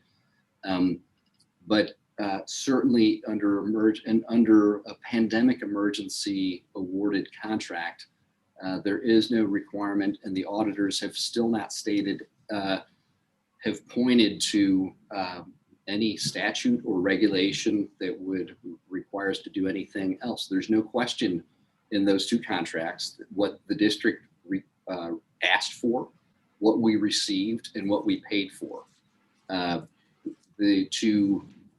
So there is no further need to do anything in those 2 contracts, in my professional opinion. And I have not received any finding or point to a statute or a regulation that would say otherwise. So, I mean, I assume what they were saying this. So again, this is the comprehensive financial audit report, and so I assume what they were saying is because of the emergency procurement powers that the agency has, it is not statutorily required. You are right, certainly there. But maybe it would be better operationally if the contracts were definitized. I would assume that's the case because it would be required under the PPRA. So I guess what you're saying is that it's not required by law. And I think what they are saying is it's still best practice. Is that accurate? I don't know what they're saying because they didn't point to a statute or regulation that would tell me what to do. But what we have done, Chairman, is that we've gone back on our contracts and have done what's called a closeout letter with contractors to ensure that there is no further liability to the district based on the contract. So in my professional opinion, going through and doing closeout letters, making sure that there is no further liability to the district is what the proper thing to do. I have the resources that are given to me. My direction is to do what is in the best interest of the district, to go back and definitize a contract and put it into a contract template after the fact and after we've closed out a contract. It is not a bad suggestion, but there is no benefit to it, and there's not the resources to do it. Are you required to do that though under the PPRA? Required to definitize a contract, Chairman? Yes. If we a letter contract. Well, I guess the PPRA and a letter contract is actually different than an emergency contract. So what we're talking about here are apples and oranges. You have a contract that under the under the public health emergency, you're acquiring goods and services in a pandemic, and you're doing what is practicable. And you are doing the best that you can in order to document and bring in those goods and services. It's not a letter contract. So it's the definition of it is not even a letter contract. So it's complete apples and oranges.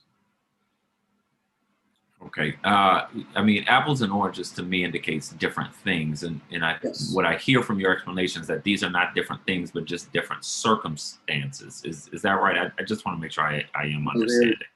Both a contract under the pandemic and a contract that is under typical procedure, the PPRA are apples and oranges is my point. The letters that are awarded under the emergency procedures are defined as an emergency contract. They're not even defined as a letter contract. So if we're looking at the requirements of a letter contract under the PPRA, there is statute, there is regulation, there is requirements there, including time requirements to be able to definitize a contract. But these are not letter contracts or contracts that you definitize under emergency procedures. We're acquiring masks, we receive them, we pay for them, we close out the contract.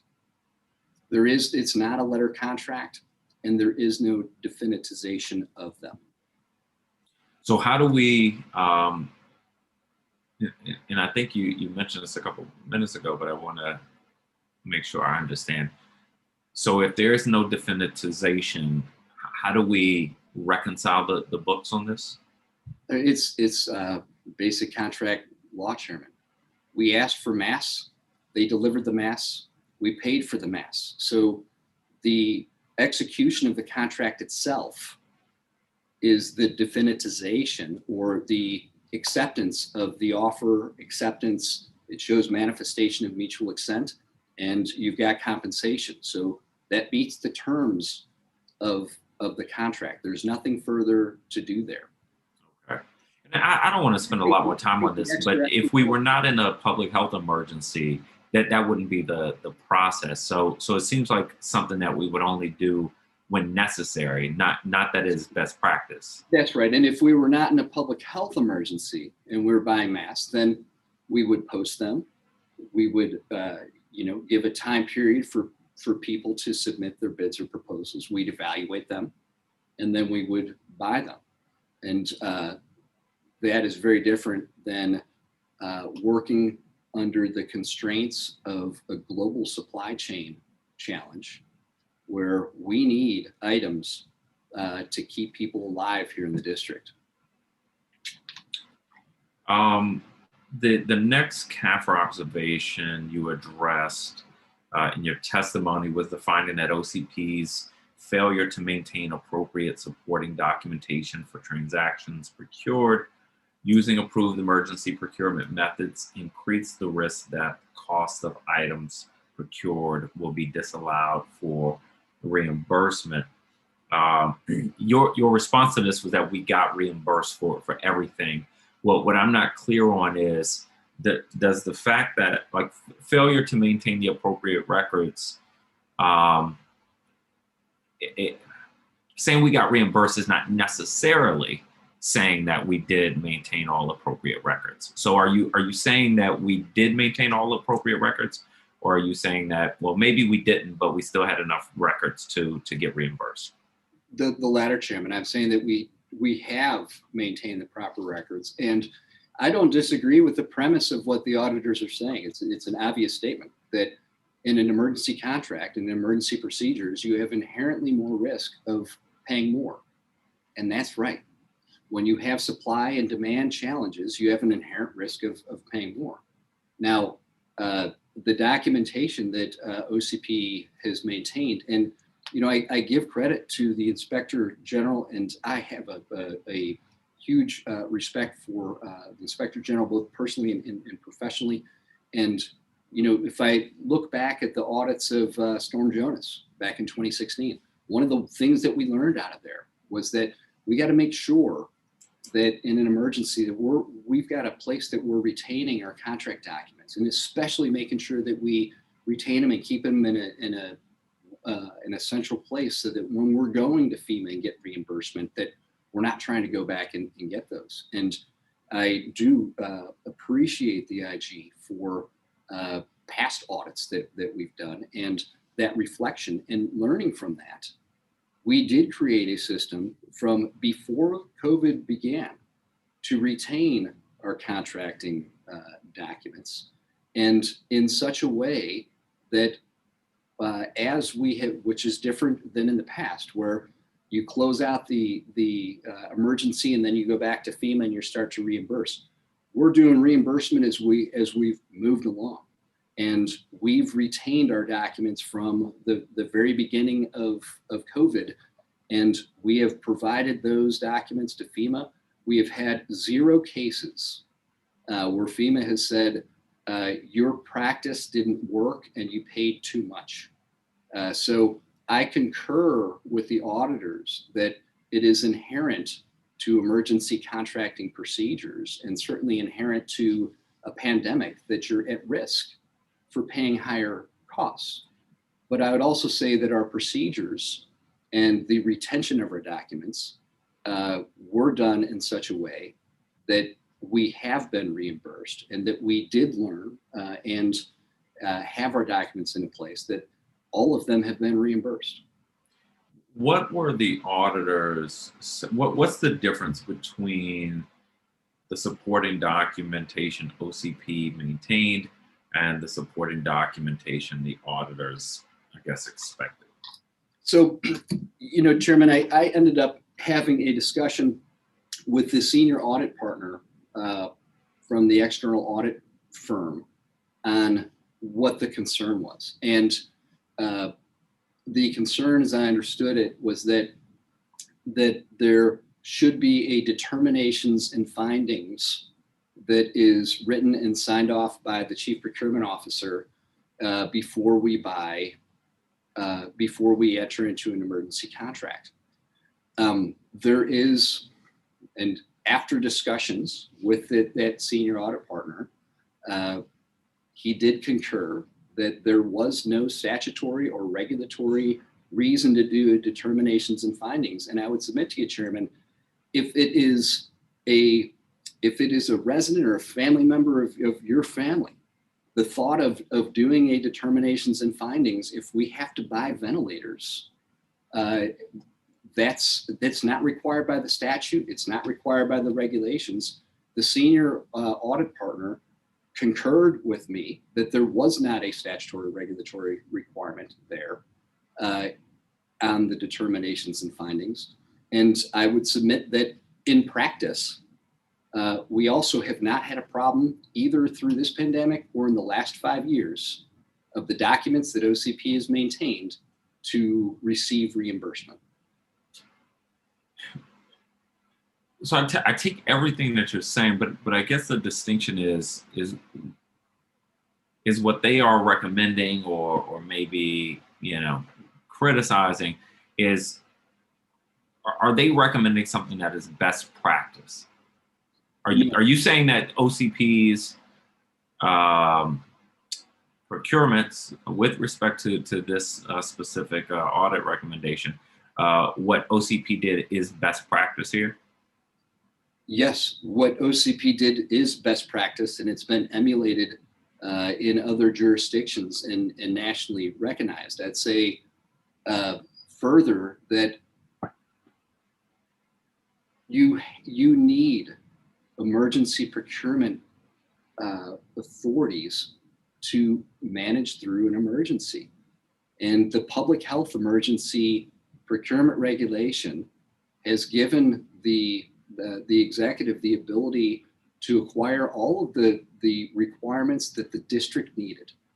And I believe that it is a reasonable law, and it's reasonable in a pandemic to be able to have the flexibility to acquire the goods and services that you need. So, you know, Chairman, I also fully support the PPRA and following our standard procedures for acquiring goods and services. But I would submit that having emergency procurement authority is necessary, and it was successful here. So, but that's not what I'm asking. I guess, you know, if your response was, okay, I see what the auditor is saying, but that's not practical here, that I could digest and would make sense. But what I hear your responses as is the auditors were wrong.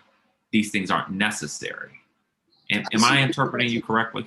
That's a good question, Chairman. So what I'm trying to articulate is that not only is it's not necessarily a best practice. There are other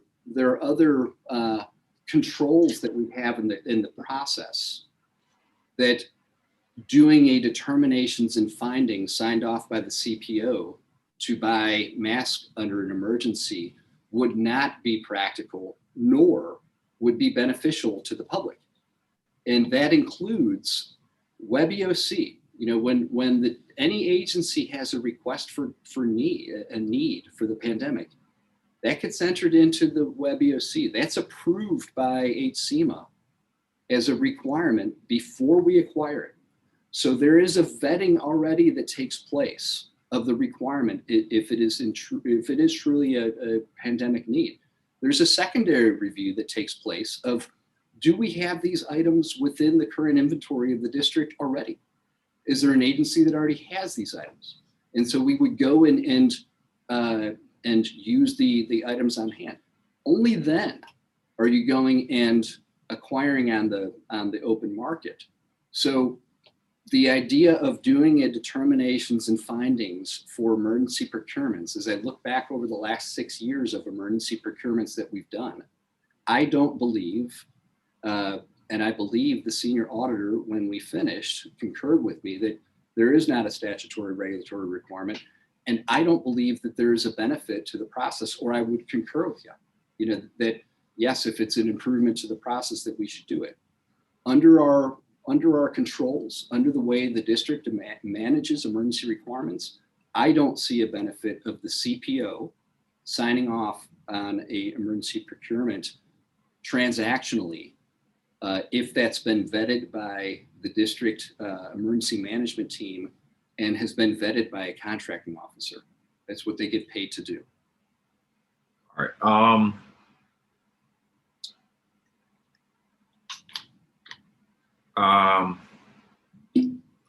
I mean, I should note that the senior auditor didn't change their findings after OCP's feedback. So I guess the official record reflects that they did not ultimately agree with you.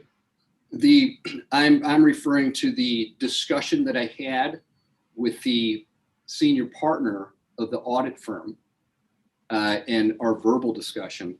But yes, sir, the final written result did not change. And the final written result still does not point to a statute or a reg that the finding is based on, nor best practice, I'd add.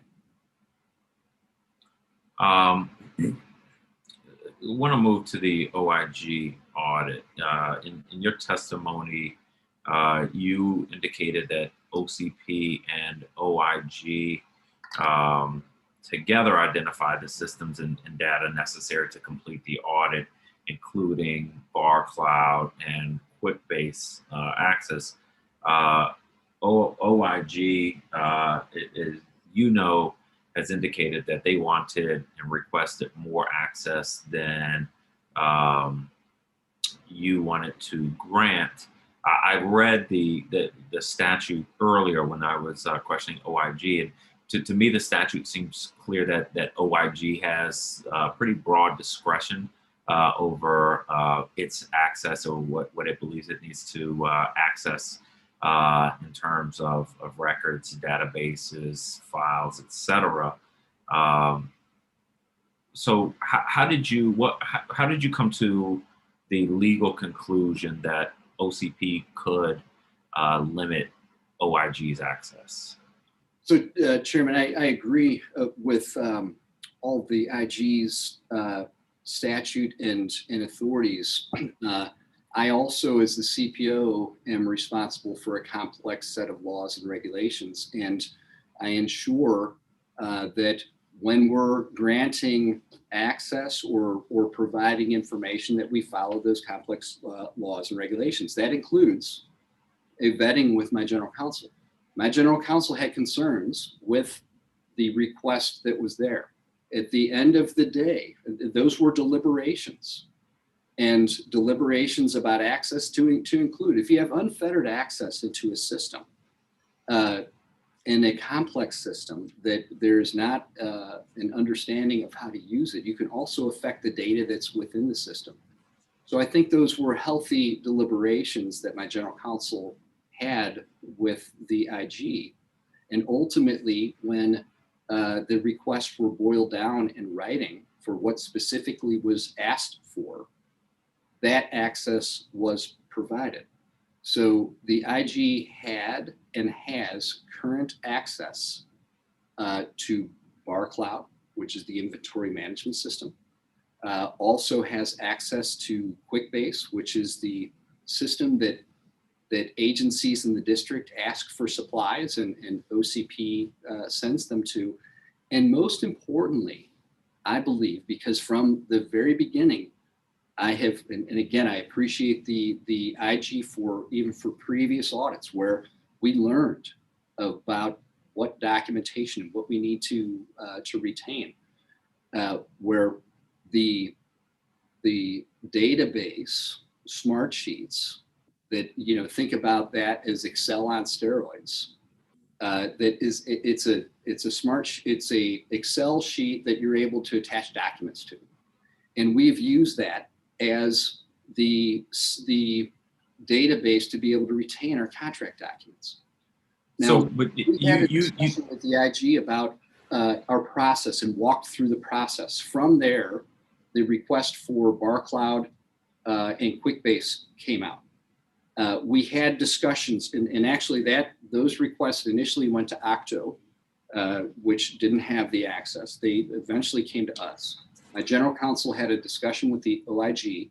They agreed to, at the end, the read access, which the IG currently has with the IG staff, has read access to BarCloud, has read access to QuickBase, and has the contract documents, both the procurement file as well as the files that have been reviewed by and approved by FEMA. So that documentation and that access is still provided and still available to the IG. My offer to continue to train or provide additional information is certainly there.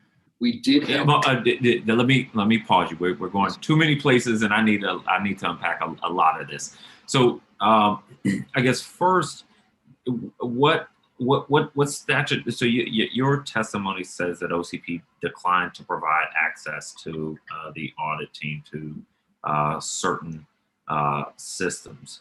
What statute did your general counsel say conflicts with the OIG statute, and where do you see the legal authority to deny that access?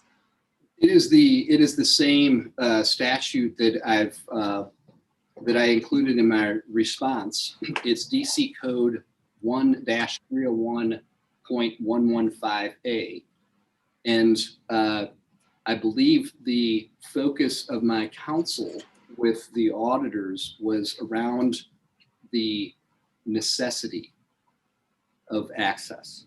But I want to focus back, Chairman, that after that deliberation took place, and when we were able to have in writing the request specific of access that was requested, that access has been provided and is available currently. We're going to go there, Chief. We're going to get there just in a moment. So I'm pulling up your testimony. I see a footnote to this citation.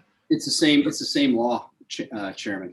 Okay, and I guess in substantive part, what does this law say that gives OCP the authority to decline access?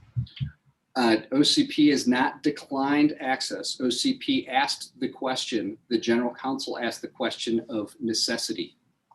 And through discussion, the necessity was read access, not unfettered access to be able to go in and even edit into the system. So your testimony says because these systems contain confidential, deliberative, and procurement sensitive information, OCP declined to provide access to the audit team. That's right, Chairman. My general counsel spoke with the OIG team to understand the details of what they were wanting and the details also of what was in those systems to make sure that we're compliant with that law. And at the end of those deliberations, read access is what was provided and is still available. All right. So I don't see how OCP gets to interpret OIG's statute, but let's move to if I could just say one thing, Chairman, it was not an interpretation. This is the general counsel asking specifically the inspector general what they're looking for. And that's deliberations. That's not denial. And once if they ask for unfettered access, and you've said in multiple occasions that you would not grant unfettered access, and OIG has said that they wanted unfettered access, then that is a denial. Chairman, unfettered access and giving the ability to have editing rights into a system would be an internal control violation, and certainly something that at a minimum, my general counsel is going to review and have a discussion in the detail of what is going to be provided and what is asked for. So there was not a denial. There was a deliberation and a discussion that my general counsel led. I feel that it was a prudent discussion to understand what was asked for, and what has been provided is what was asked for in writing. So those systems are available and are currently available to our inspector general.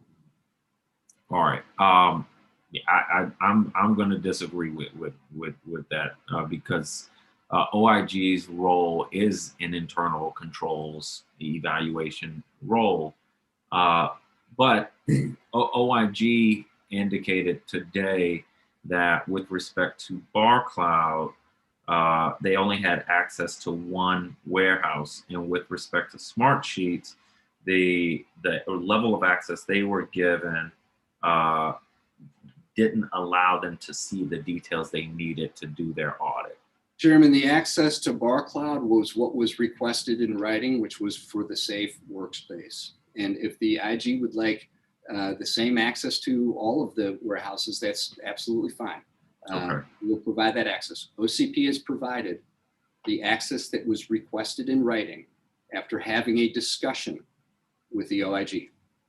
Okay. And with respect to Smartsheets, they indicated that they could get summaries, but not specific information that they needed. Chairman, I cannot speak to the ability of an individual to utilize the access that has been provided, but I will tell you that the OIG has access to the contracting files of all the emergency contracts of the district. So and again, we're absolutely helpful to walk them through what is needed, but they've got the full access to the contract files for review. And if there's any assistance needed, as we have offered and have shown through emails in my response, we are open to further support, to provide them further information, to provide further training, or to point them to the resources that external experts could be acquired as well. All right. So with respect to Smartsheets, there are no details that they could not view. That is correct. Okay.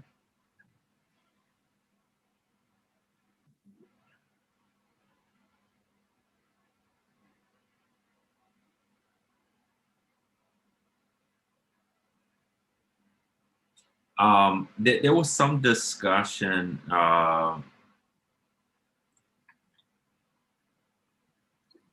that your office may have told OIG that Smartsheet was an unofficial tool that should not have been disclosed to the audit team. Is that accurate?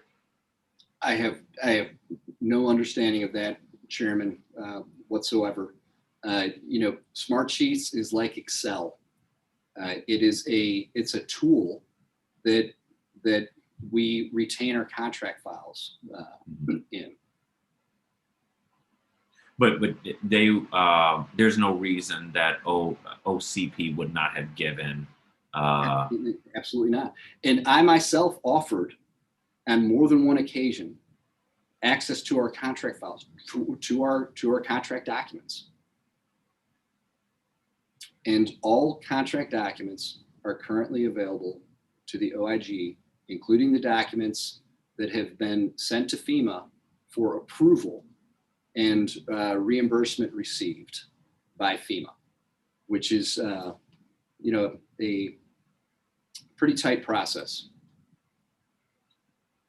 The closeout letter indicates that OCP uses multiple IT systems and databases for requesting, ordering, receiving, and issuing inventory items. And the auditors say they observe that the IT systems and databases currently are not interfacing with each other or the procurement automated support system, which requires OCP staff to spend a good amount of time researching information to support the auditor team's requests. And so one of the recommendations from OIG was that OCP could improve warehouse inventory management and control with interfacing systems. Do you agree with that assessment, and where does that come from? Chairman, what we have done is used a Tableau system, which is a data repository, to pull in data into 11 different dashboards that we manage operations from. And so that information, that data is actually integrated into those into those dashboards. The systems and the data that I need to manage the operations, as well as the information that has been requested around usage information, the ability to project and look at forward budgets, I have that information. One thing that I think is positive here, and one thing that we'll look to do in the future, is using the receiving report in the PASS system in emergencies as well, rather than just using BarCloud for that. So I think that will also continue to mature our processes. So some of the systems don't currently interface, but the plan is to make sure they all do in the future. Not all the systems interface, and I don't concur that there's necessarily a need to interface all of them, right? WebEOC is for emergencies. BarCloud is an inventory management system. BarCloud allows us to export data into dashboard systems, such as Tableau, to be able to analyze that data. So spending the money to connect those systems, I wouldn't find necessary or a good use of funds for the district. I mentioned earlier that the issues with the warehouse that OIG noted in their closeout letter were different than what I observed when I visited the warehouse in May. I also recognize there were some months in between. Did warehouse operations change at all as a result of some of OIG's initial findings? Our warehouse operations have continued to mature, Chairman. I can't think of anything in particular that from the audit that we adjusted.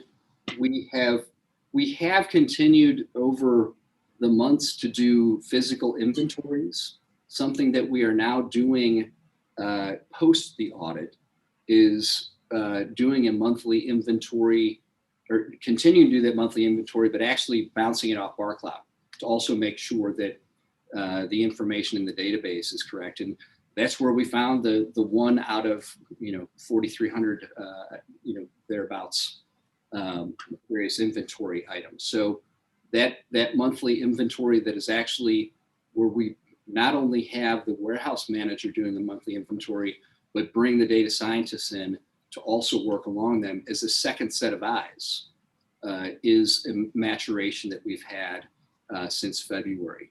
But our operations, the way we receive goods, the way that we have distributed them to support not only district agencies, but the dental offices and the bids has remained the same. And we're very proud of those operations, as you saw, Chairman, yourself.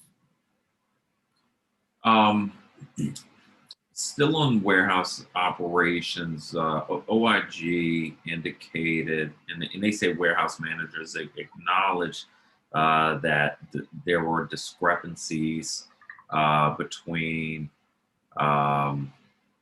the quantity of items and the stock sheet. So OIG's says they observed some physical counts of how do I state this?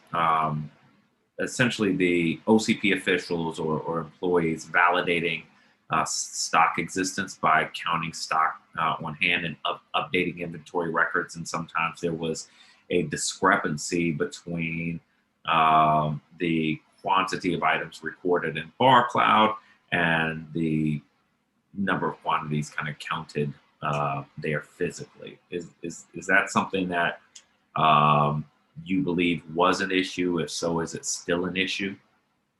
I don't believe that's an issue, Chairman. I'd want to look at the specific issue that was mentioned there. The only thing I can recall is the one item that was missing, that was adjusted out of the 4,300 in the last inventory. As you witnessed, Chairman, when you go and you can pull anything off of the shelf and say, pull up this in BarCloud, when you observe that data, it's not necessarily intuitive. And I think even the first time that you looked at the data, there was some confusion of what are the numbers and what do they mean. And I believe after the explanation from the data team that you did see that they were tied. So this is not necessarily an intuitive system, and warehousing and inventory management is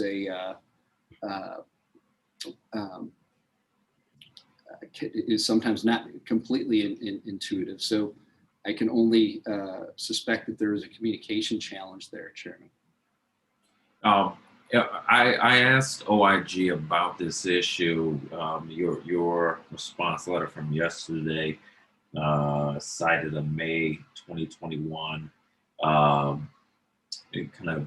visit to the warehouse by OIG, and said that out of the, as you just said, almost 4,500 stock cards, only one was missing, and that one was being updated. OIG said that this was a latter visit, that this particular issue was much more prevalent their first visit. Is that accurate? I'd be happy to review anything further. My reflection of the OIG's report in that detail is what I stated in my response. And to your point, Chairman, the one card that was pulled, that we advised that was pulled, was being adjusted, and it was for a minor item as well. Again, yes. Okay. But Chairman, 1 out of 4,500 is we need to get it better, and we'll continue to do better. Well, I mean, the instance that you're citing, this 1 out of 4,500, is after OIG's visit where they cited this problem. So you're referencing a different instance, a different day, separated by at least a couple months than what they are referencing. And so if processes changed and improved, that's a great thing. But you're referencing a different instance than what OIG was citing. So you are saying, Chief, that there was never an issue with the accuracy of the stock cards? Not that I'm aware of, Chairman, and my response is in my response. I'm happy to take another look at any additional information, certainly. All right, what I would ask is that you reconcile the date, because your response on this issue cites a May 2021 date. And the issue you're responding to, OIG was referencing another date that was, I think, a couple months prior to that. So I would like to reconcile that just so we are all on the same page. I would just note one other thing, that the stock sheets, they're a visual tool, and particularly for the people in the warehouse when they're going through and picking items. BarCloud is the official system of record that maintains our inventory. And so those sheets are visual tools. BarCloud is the official record. And I'm happy to go back and look at that detail, Chairman. Thank you. The audit team observed that OCP was in the process of identifying and addressing stock deterioration and damage during their visit. What did that process look like, and what was done with deteriorated or damaged stock or inventory with lapsed expiration dates? So, Chairman, when these are working warehouses, and we have a lot of throughput that comes through there, and so we do receive, and there were 2 examples shown. We do receive goods that can either be damaged, and there's a picture of a pallet with that's damaged that has some gallons that are coming out of it. So that's visible when we receive them if there is damage, or there also can be spoilage when we receive goods that have a use by date that is really near term. In both of those cases, it's important, and this is the benefit of having a centralized warehouse. When we receive them, we observe in receiving both that if goods are damaged and the what is the use by date on those goods. If we receive them and there's a short use by date, or we receive them and they're damaged, I'm unaware of a situation where we have not gone back to the vendor and have been able to rectify either decreasing the cost of the order or getting the replacement. But those pictures are reflective of an example that was shown of a pallet that was damaged on receipt and a pallet of items that included a close spoilage date. And in both of those cases, we worked with the vendor to either decrease their costs or to get the items that are appropriate. And I think that's an important piece of central receiving, and it's an important piece that we allow our even our PPE expert to get a good set of eyes on there, to make sure it's good quality goods.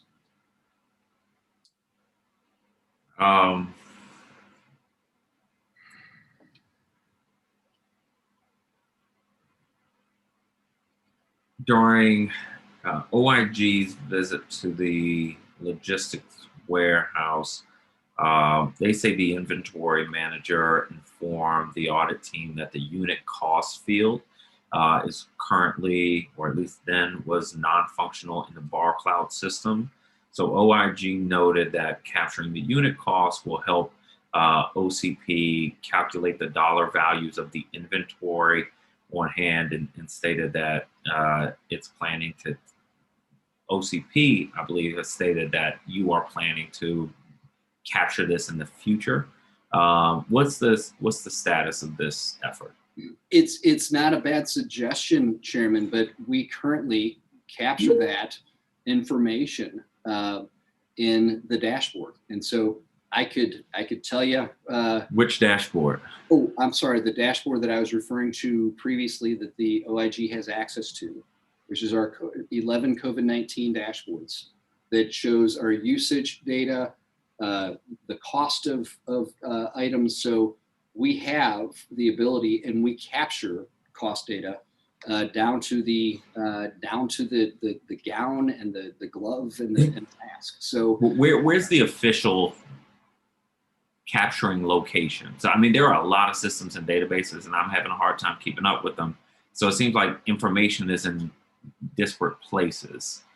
So why is that information not in BarCloud? Isn't BarCloud like the official, if you want to know kind of what you have when it was received, how much you have? Isn't that what BarCloud is for? BarCloud is inventory management. It counts the gloves that you got coming in and out of the warehouse. But not the value of it. System that we use to capture pricing data or costing data. We have that in our procurement system, in our contracts information. So you get that from contracts. The dashboard that we have. But where's it centralized? So I mean, I'm sure you don't have to like find an individual, like go through, if you want to know the value of all the PPE you have, you don't have to go through all your contracts and add up the values, right? Where is that information? That's right. So we pull all of that data together in a system, it's called Tableau, Chairman, and that's the system that that manages or that produces our dashboards. So we have a system, and it's called Tableau. It pulls data together, and we use that to analyze our data, our costing data, because you're right, that you have information that is coming from a lot of places, and that's what those systems are used to do. So you could go on Tableau and find the value of all your argument. That's right. And think about it, Chairman. We've bought mass from 3,000 different places, and the inventory management system counts boxes. It counts items. It's not a system that you use to crunch pricing. So the dashboards that we have pull information, financial information. It pulls inventory information. It pulls usage information from the QuickBase system, where our clients send us a note saying, hey, we need 100 masks, and we disperse them. So the BarCloud is not a system that you use to crunch pricing information. It's not a bad idea. It's great to have that information in there, but that's not where we go to get our pricing information or go to understand unit costs and forecasting. I believe, Chairman, that we're very efficient at understanding our monthly usage by agency and what that usage looks like in the height of the pandemic, what that usage looks like as we're bringing people back into the workplace. And I'm happy to provide any usage data questions you have or pricing information that you have. I'm comfortable that we have really good data around that and have the ability to do analytics, because we're doing that now. We meet with the Associate City Administrator weekly and brief out our inventory levels, our usage information. We look at both the last 3 months of usage, and then we look at the usage over the pandemic, because those are two different things. So yes, sir, we have our arms around what we're buying, what we're dispersing, what the costs of those are, how we get them reimbursed from FEMA, and the forward-looking needs that we have. as we hope that the pandemic is winding down, albeit more slowly than we'd like, and we have obviously acquired a lot of items for the worst of the pandemic and for the periods of significant unknowns. My understanding is that OCP has started selling some of these items as surplus. Is that accurate? That's right, Chairman, and that's one of the beauties of having this data and having this understanding of what we have. As we've broken down the alternate care site and the beds that we acquired, the sinks that we acquired, the IV stands that we've acquired, we follow the law in the district, and the law requires us first to see if we can reutilize. And we have had a number of agencies that are going to take advantage of the items that we acquired in the alternate care site. And after we go through a reutilization understanding, we then use the surplus property statutes to sell those items. And as we've talked in previous discussions, Chairman, the district has a site called Gov Deals that you're able to go to and buy anything. Well, you and I can't because we're employees of the district, but the public can then go and look at those items. So we have started, and an example of the alternate care site, to go through to reutilize equipment and goods, and then turn to sell. How do you determine the sale price for these items? So, Chairman, we follow the law on that, but generally, the sales price is an open market item. We might have a minimum in our bids, but they're out there for the public, and people will outbid each other. They are. You will see if you go in that there are a number of people bidding on the same item, and there's a date and a time that you can no longer bid. So they all have minimum prices, but beyond that, it's auction. That's correct, Chairman. Okay. And so the market drives those prices. And we've discussed in previous hearings the success that we've had. And we have started, Chairman, to pick that back up in surplus property this year, even as we're managing through the pandemic. I guess as we conclude, I do want to reiterate both my gratitude to the agency for all the work that you all have done and continue to do during the pandemic. Relevant to this hearing, I want to note my concern that it seems that OCP exercised, I think, more discretion than the law allows with regard to negotiating what OIG can and can't access.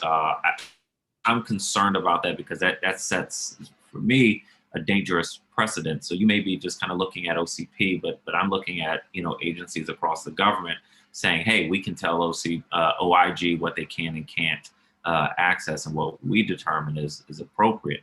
Do I think OCP is doing something untoward? No.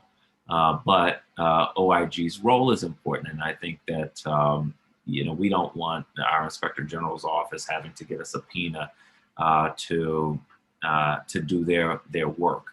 As I said before, I've got huge respect for Inspector General Lucas.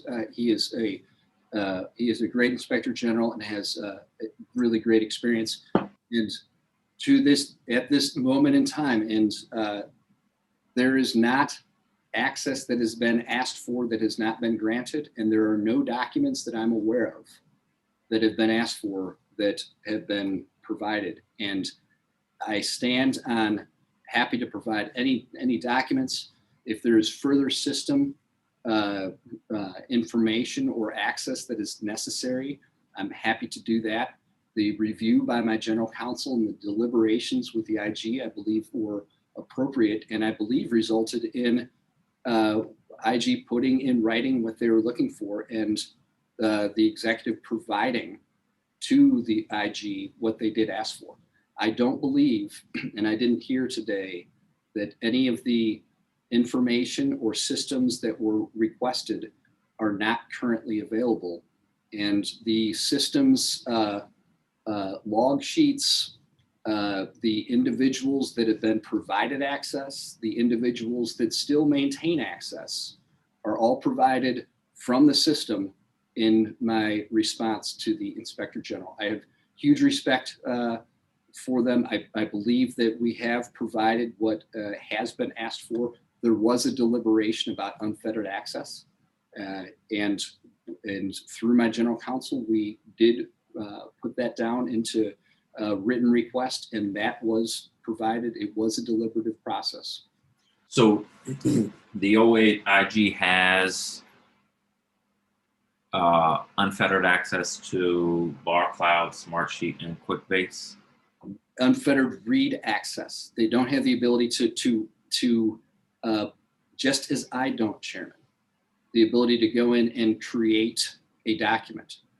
But the IG has what they have asked for, which is unfettered read access.